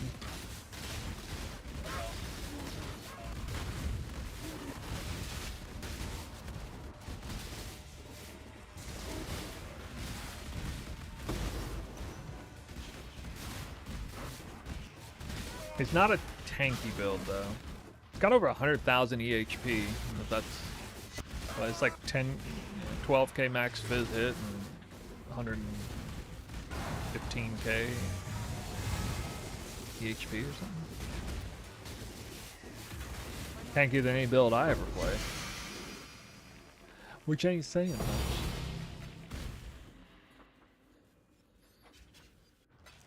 I can't stand sacrificing damage or speed for defense.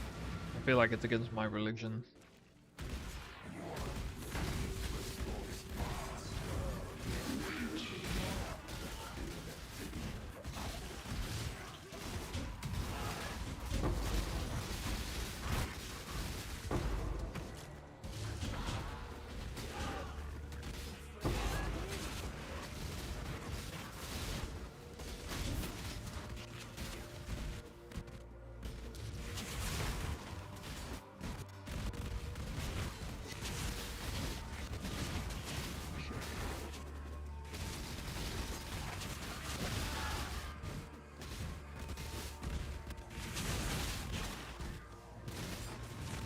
Whirling Blades absolutely wasn't able to like traverse around corners at all.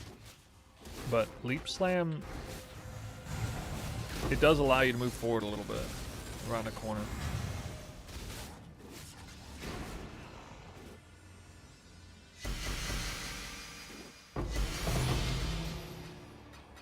Fake yoke.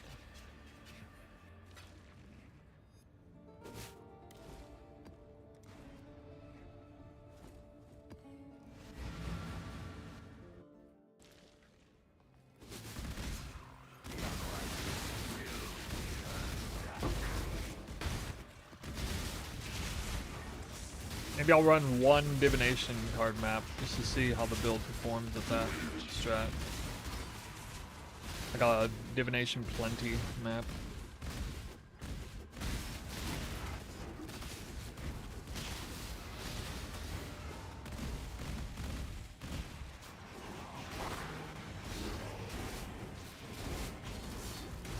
How many delirium orbs does he use on that?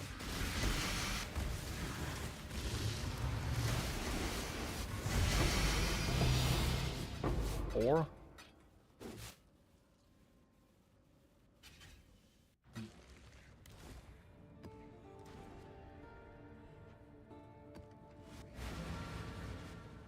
How far are we into this season? I'm not exactly sure what you mean, but I guess for me, kind of far. I've been reinvigorated a little bit this league because of this build. I kind of thought about just stopping. You know, people are struggling to find reasons to farm, obviously. No potential. You'll make my finest piece of you fight well. Together. As GGG kind of mucks up the state of the economy, the game, drops, loot, that sort of thing, I like to keep myself distracted with staying more build focused. I don't know if you guys do the same or if that even works for you or not. I can kind of keep enjoying the game, even though like I'm more of a loot focused player generally. I can get my kicks out of focusing a bit more on power, build ideas, build creativity, that sort of thing. I can do that for a while.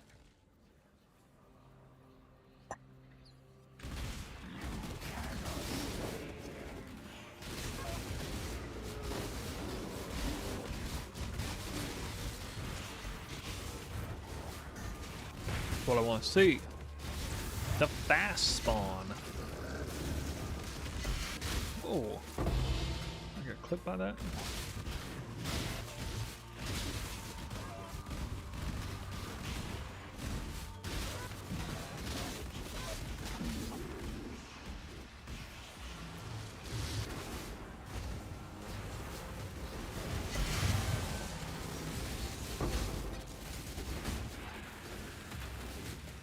Time-wise, aren't we like 6 weeks in or something like that? 5 or 6?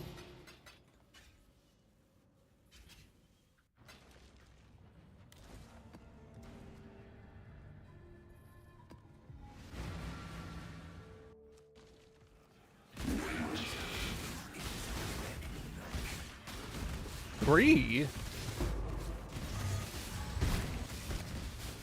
Nuh-uh. No way we're only 3.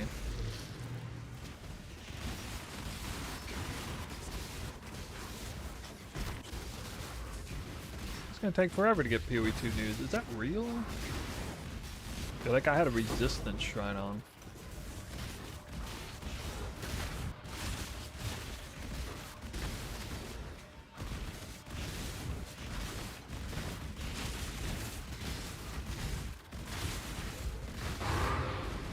Really going the wrong way.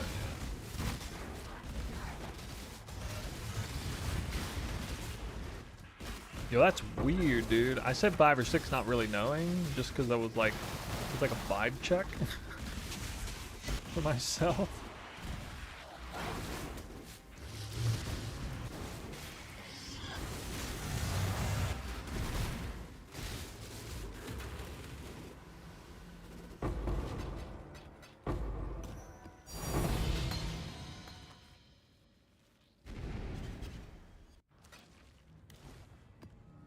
I imagine, especially with the current state of PoE 1,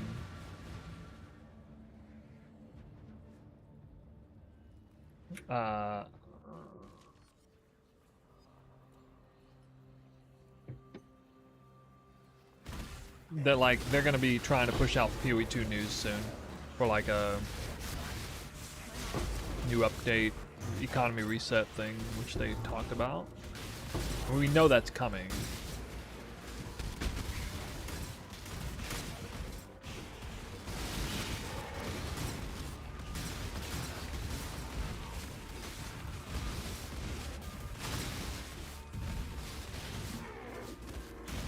They tweeted? What did they tweet? I missed it.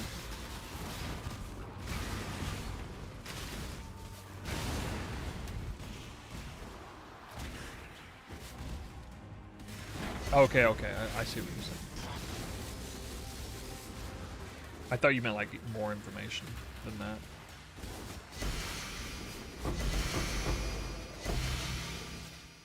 that. Ugh.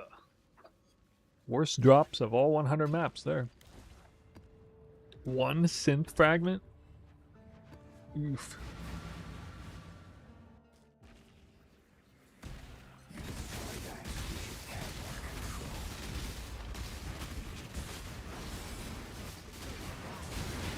So bored of PoE 2. Dodge attack, dodge attack. Hey, that's not my rotation.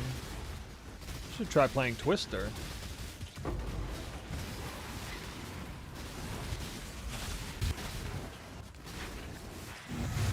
Give you a little bit more robust rotation.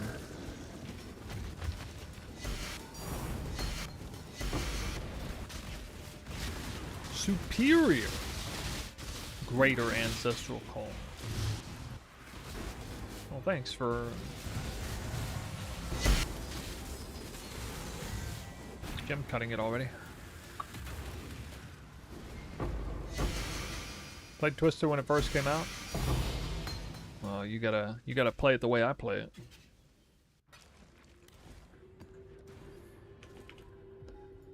Have you seen in-game Twister gameplay, or hell, even the new and improved leveling Twister from like Guy That Dies? That's no simple stuff, man. That's not a snooze fest. That's some real gaming. I'm obviously like super biased, but still.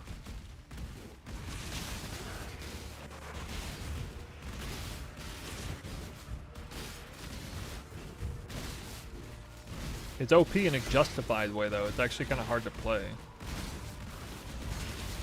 It's hard to play in like a perfect way, anyway.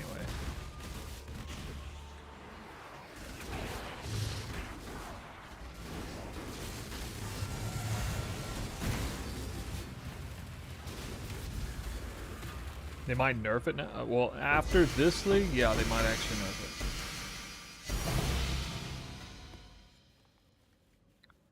We'll see.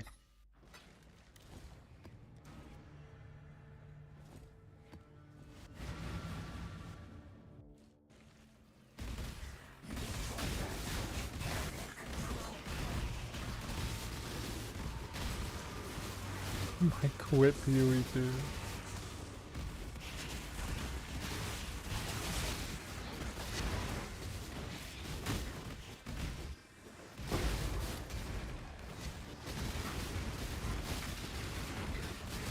Did you do Gemling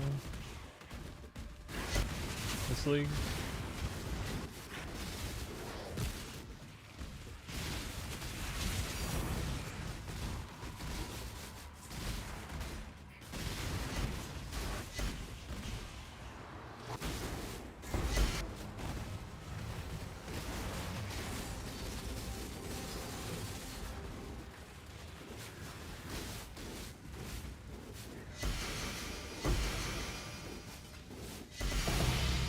Oh, PoE 2 announcement won't be all... Oh, not announcement. PoE 2 balance won't be all nerfs. You've had a safe exile. That, my friend, is what we call copium.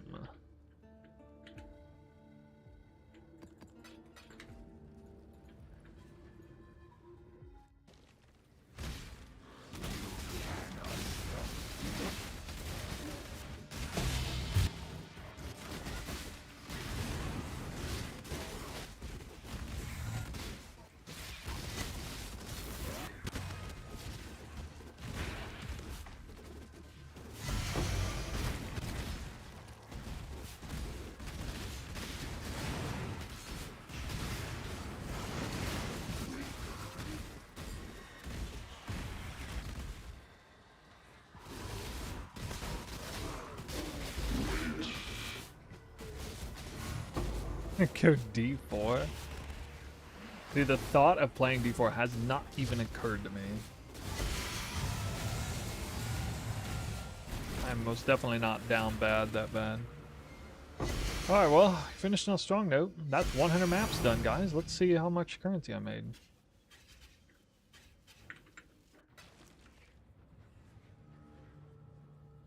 $80 in what? How much time? 134.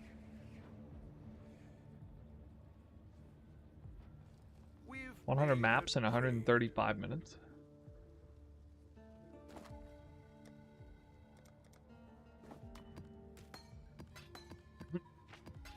Approximately.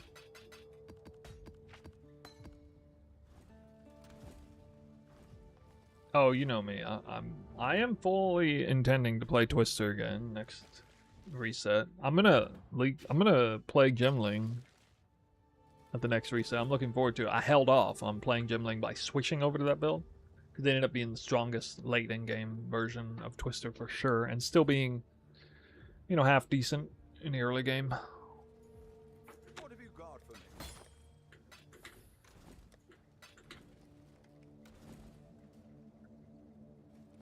Okay.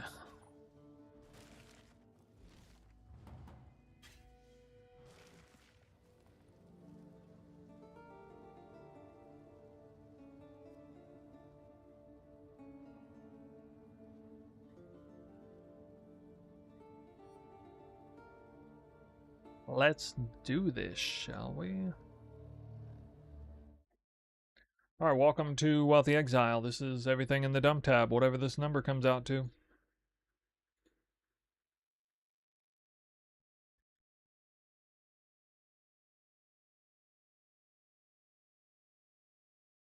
A little bit unlucky on Decaying Fragments. Usually the ratio is a little more separated than that.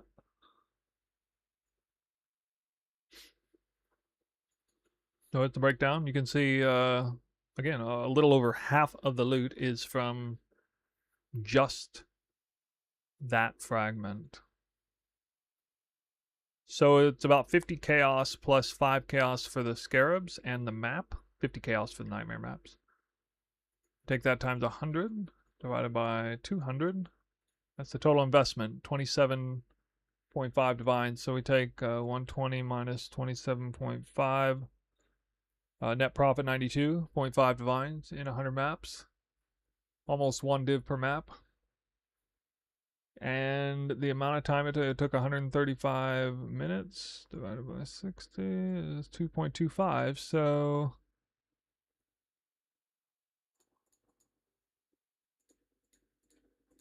$2.25 is, ooh, a lot lower than I expected actually. 41 div an hour.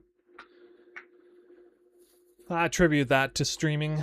If I do this off stream, it's always been over 50 div an hour when I check, but you know, just streaming get distracted a lot, so it is very much like a go farm. And this is the worst ratio of decaying to synth. I've literally never seen decay less than synth. So the decaying fragment drops exclusively off of the fortress boss. And the synth fragment has 2 separate drop locations. So the weighting is heavily in favor of decaying fragment. And that's the expensive, valuable one. So this is actually a very bad showing for decaying fragments. Normally the ratio would be somewhere around like 135. 130, 135 decaying fragments, and like 80 to 90 synth fragments. That's usually what we would see here.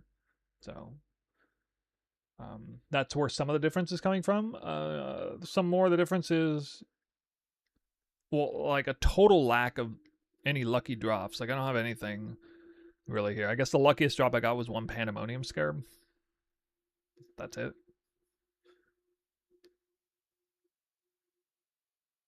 I did 1 Abomination map and 2 reality frags.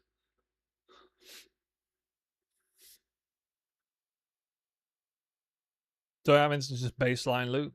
It's 40 div an hour. Even when not lucky. Now I'm also trying to see if I can ever get that belt to drop. There's a belt that drops off of Beyond Boss is worth like 14 divines or something. I guess it's like super crazy rare though. I don't know. Somebody wants the Gamba? Sure. Give a Gamba. A Damnation Life Force Gamba. Ooh. The high stakes.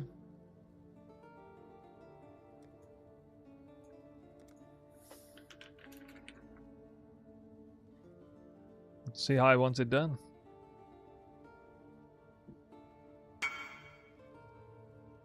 Up to me. I'm gonna do 2 at a time then. I like 2. I like doing 2 at a time.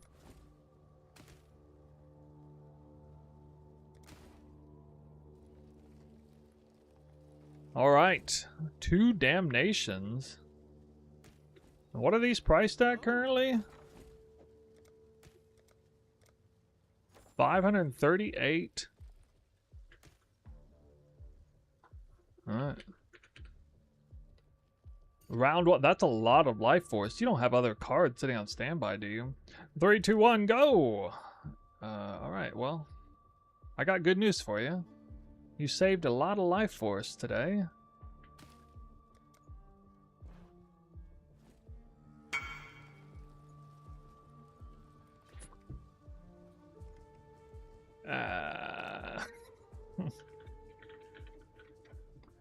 That's awkward. Instantly lost.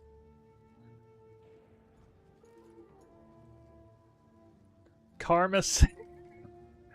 Not like this.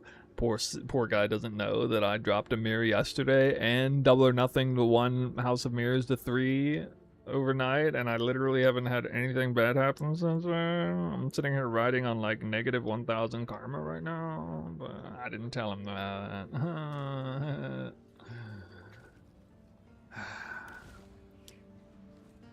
Sometimes you just gotta get yours.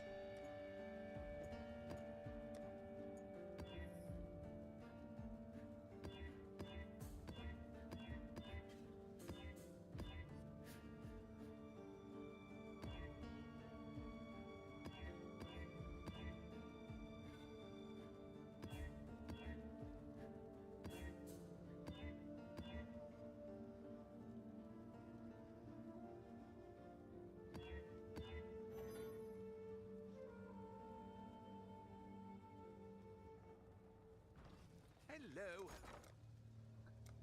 All right, curiously.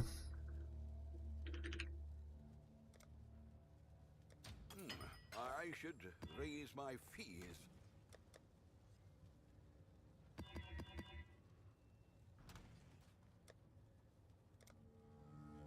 I mean, how hard can it be? Oh, I know. I have pilfering scarabs. I have some of these.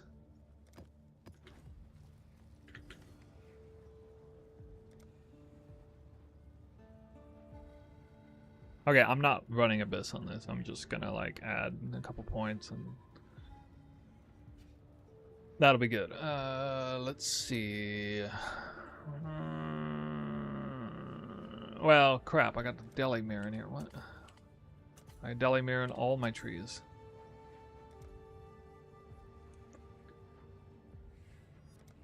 I don't really care. We just care about the plenty scarab anyway.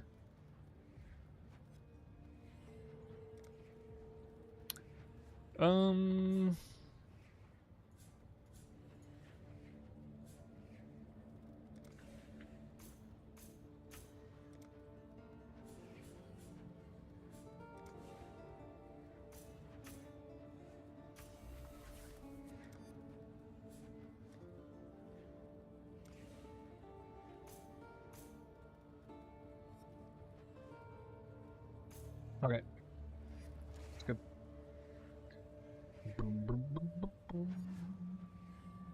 I don't have Damnation Scryed. I only have Fortunate Scryed. This is just a test to see how well the build performs on this content.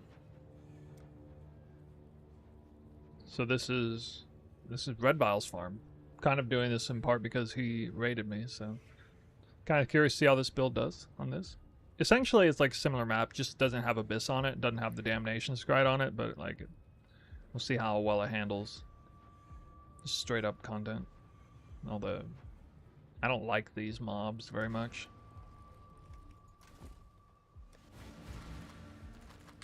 Yeah, I hate the mob types. Stay Should be better on this sane, build than exile. oh my god, it just lags so much.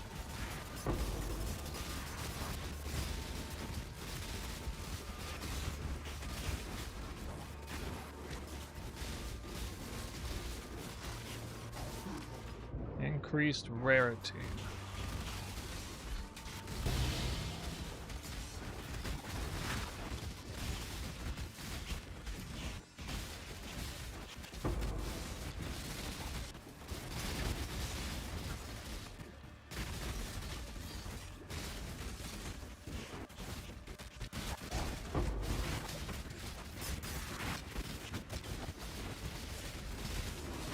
What am I getting slowed by?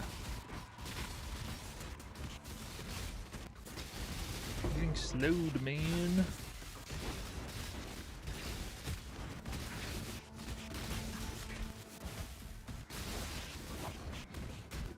Clear is not that bad, dude.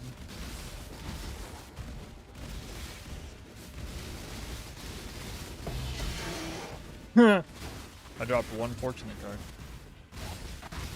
Yeah, I know the damage is crazy. I can't really do this on a bow character. You have to be stun immune for sure on this kind of content.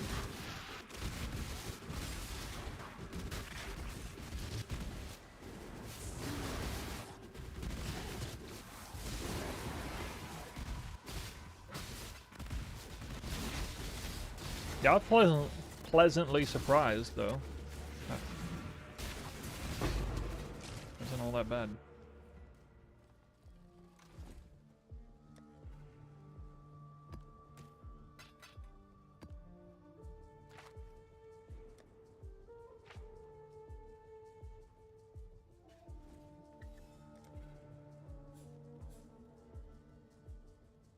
This build's got it going on.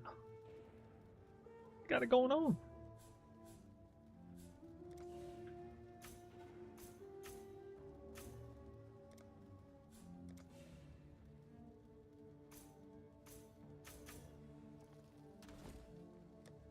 Ah.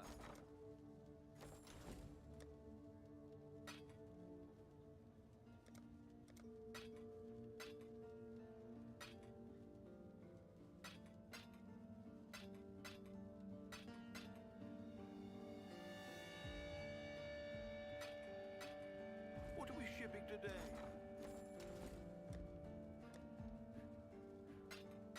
Ahoy there. 119.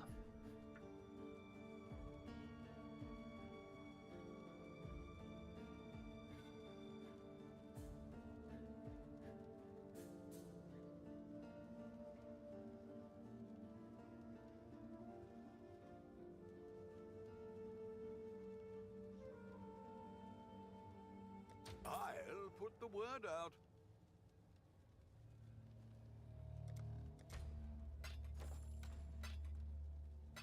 Ah.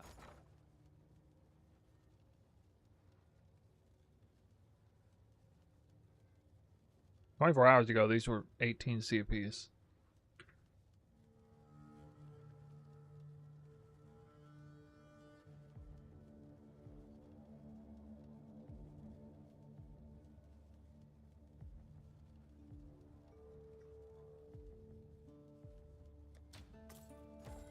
I feel like overnight, I might sell.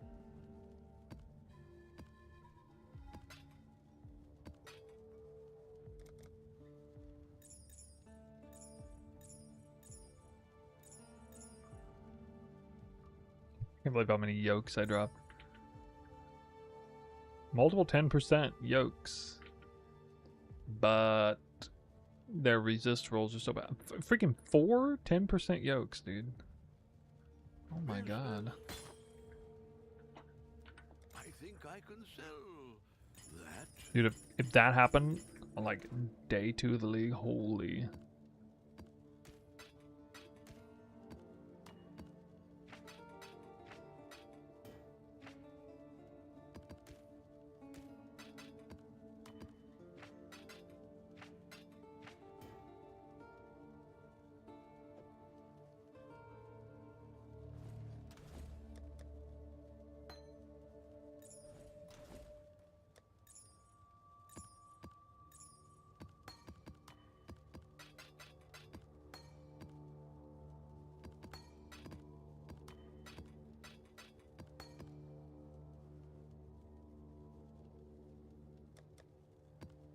think I'll sell these real quick.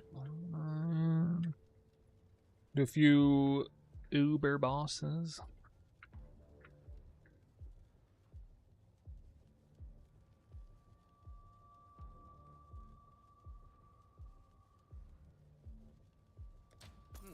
I should raise my fees.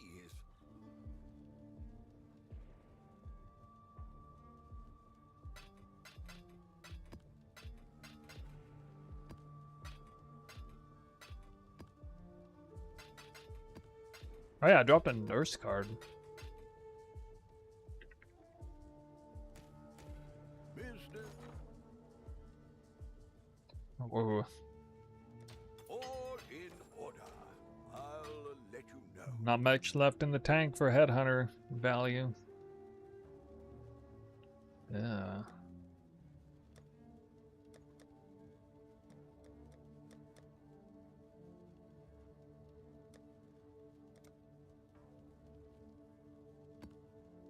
What do we ship? Look how expensive these are. Oh my god.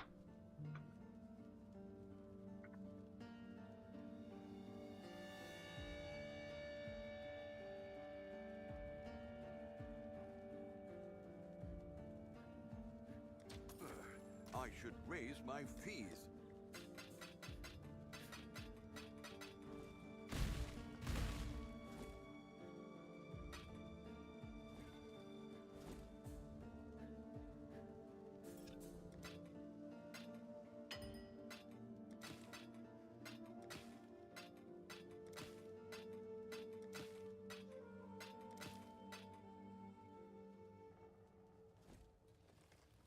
I think it's best to just convert these over into one of the main types, common types. And then sell them like this. Raise my fees.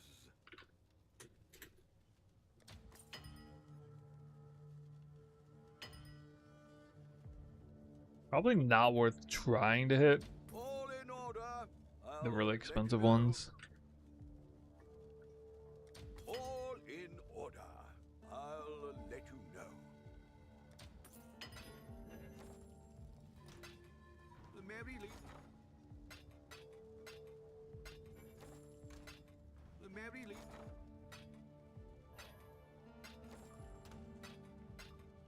What do we ship?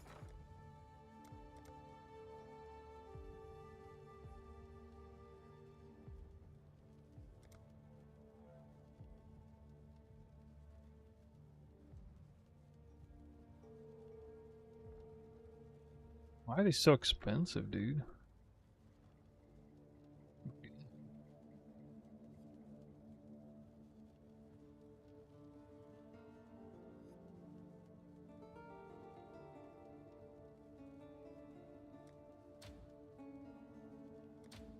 I'll put the word out.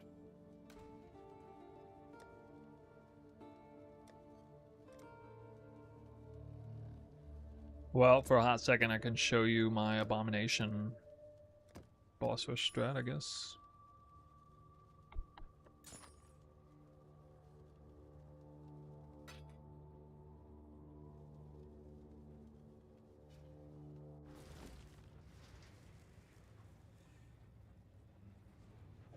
Could do worse, exile. You've had a sale, exile.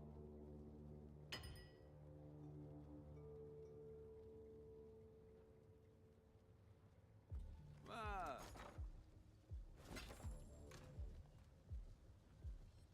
Video on build soon? Yeah, I think it is. As of after today, I feel pretty confident making a video on it.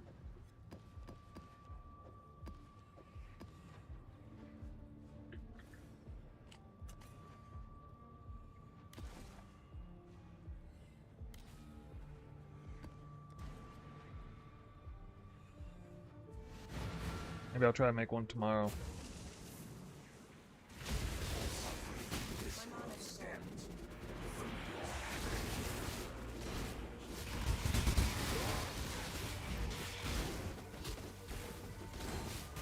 Now this build's just hilarious against Rogue Exile.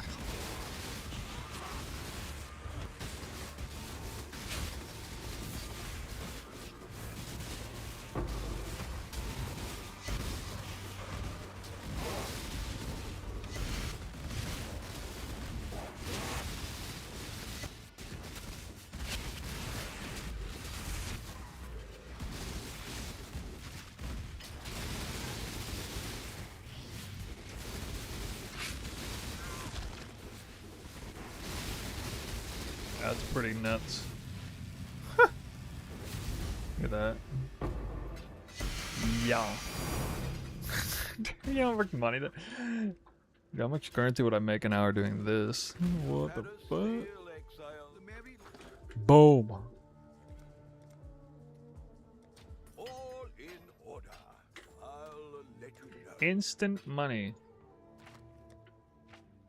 Unlike this is just throwing money away.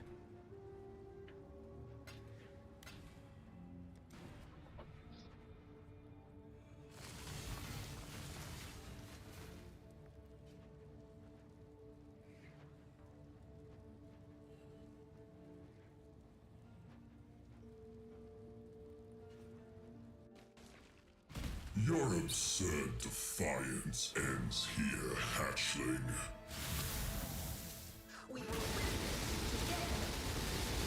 The hatchling surprises.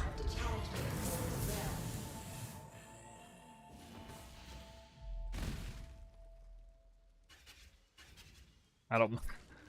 My loot filter is not set for that.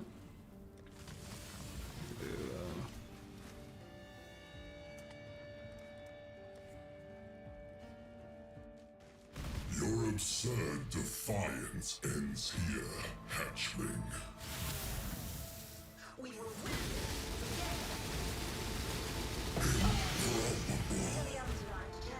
Dude, even Ultra Strict doesn't have that on there? Oh my god.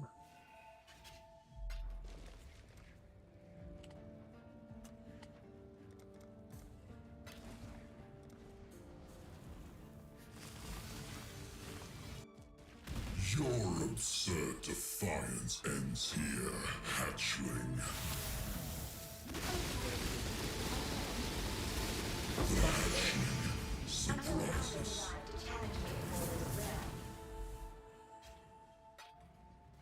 I only kill bosses that have a unique Onyx amulet drop.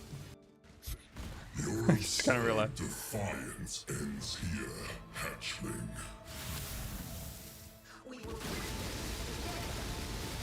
The hatchling surprises. What's that?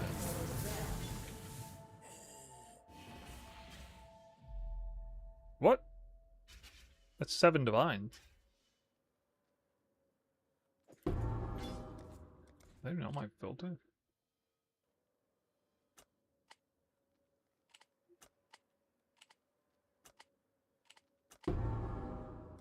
I probably dropped this without even knowing it. 7 divines. Because it rolled perfect. Wait, so is it worth like... No, it's still worth a lot even if it's not perfect. Your absurd defiance ends here, hatchling.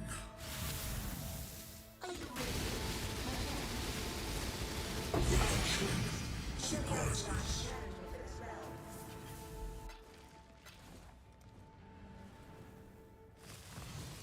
I've never had a build that Your killed absurd an uber boss this defiance fast. ends here, hatchling.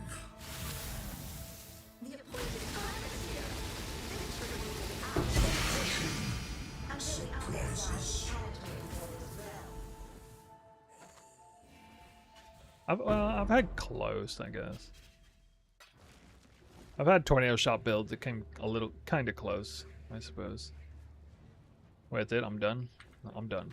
Oh, check. That was short-lived.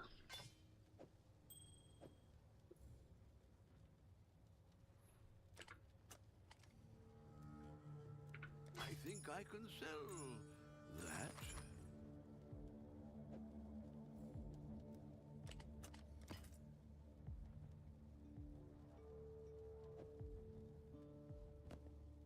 This is for dusting.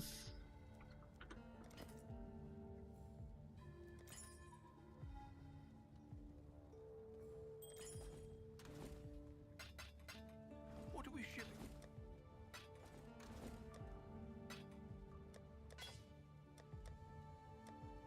Hmm. 45 stack decks, huh? Maybe I'll get a damnation card. Already know that doesn't work. Okay, I'm not gonna do that to you guys.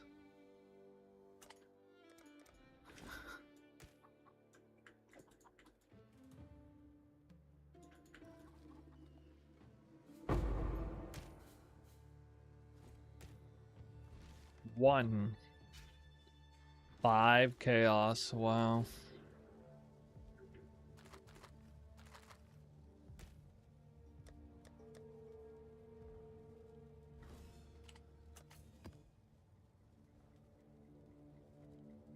What's the other build I got? Pilfering boxes.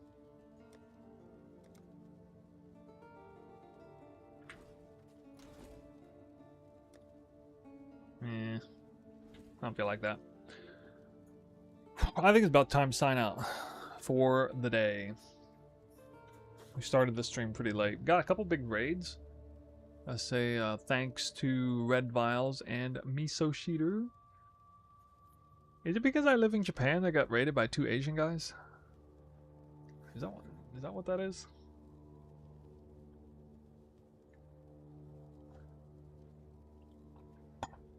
The affinity for the Asian man? My affinity for the Asian man? Is that... That must be what's happening.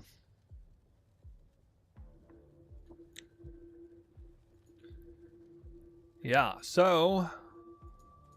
Let me go find another Asian man to raid. Ha, just kidding.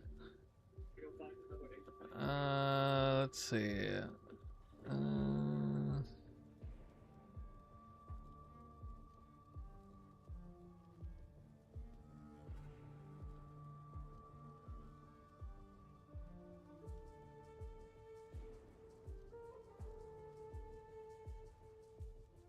Oh, found one.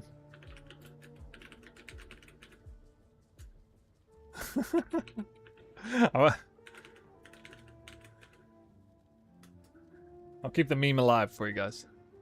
We're gonna raid X the Farmer.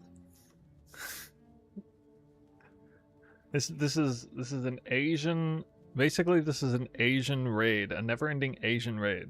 I know we took a pit stop at the white guy, but he lives in Tokyo, so it's okay. We can give him a pass. I got my Asian card, okay? More so than some of these posers that just look like they have one. I had to work extra hard for mine.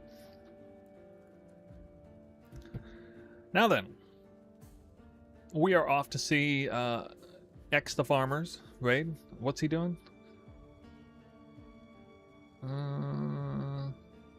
The stream title is called White Girl Wednesday. Well, that's fitting based on the conversation we're having, I guess. I don't know what that means, but alright. This is Path of Exile. Maybe it means Xana or something. Yeah. Alright, so I gotta work tomorrow. I probably won't be on stream. Sounds like it'd be a good opportunity to make a video on the build. It does. So I'm going to try to get that done. I think I should be able to pull that off. At least a preliminary video. I don't think I'm going to talk about the leveling portion, just the in-game portion. We'll show some clips and we'll just talk about the build and stuff. So, yep. Looks like the raid already happened, so on YouTube we say goodbye. Now, see you guys next time.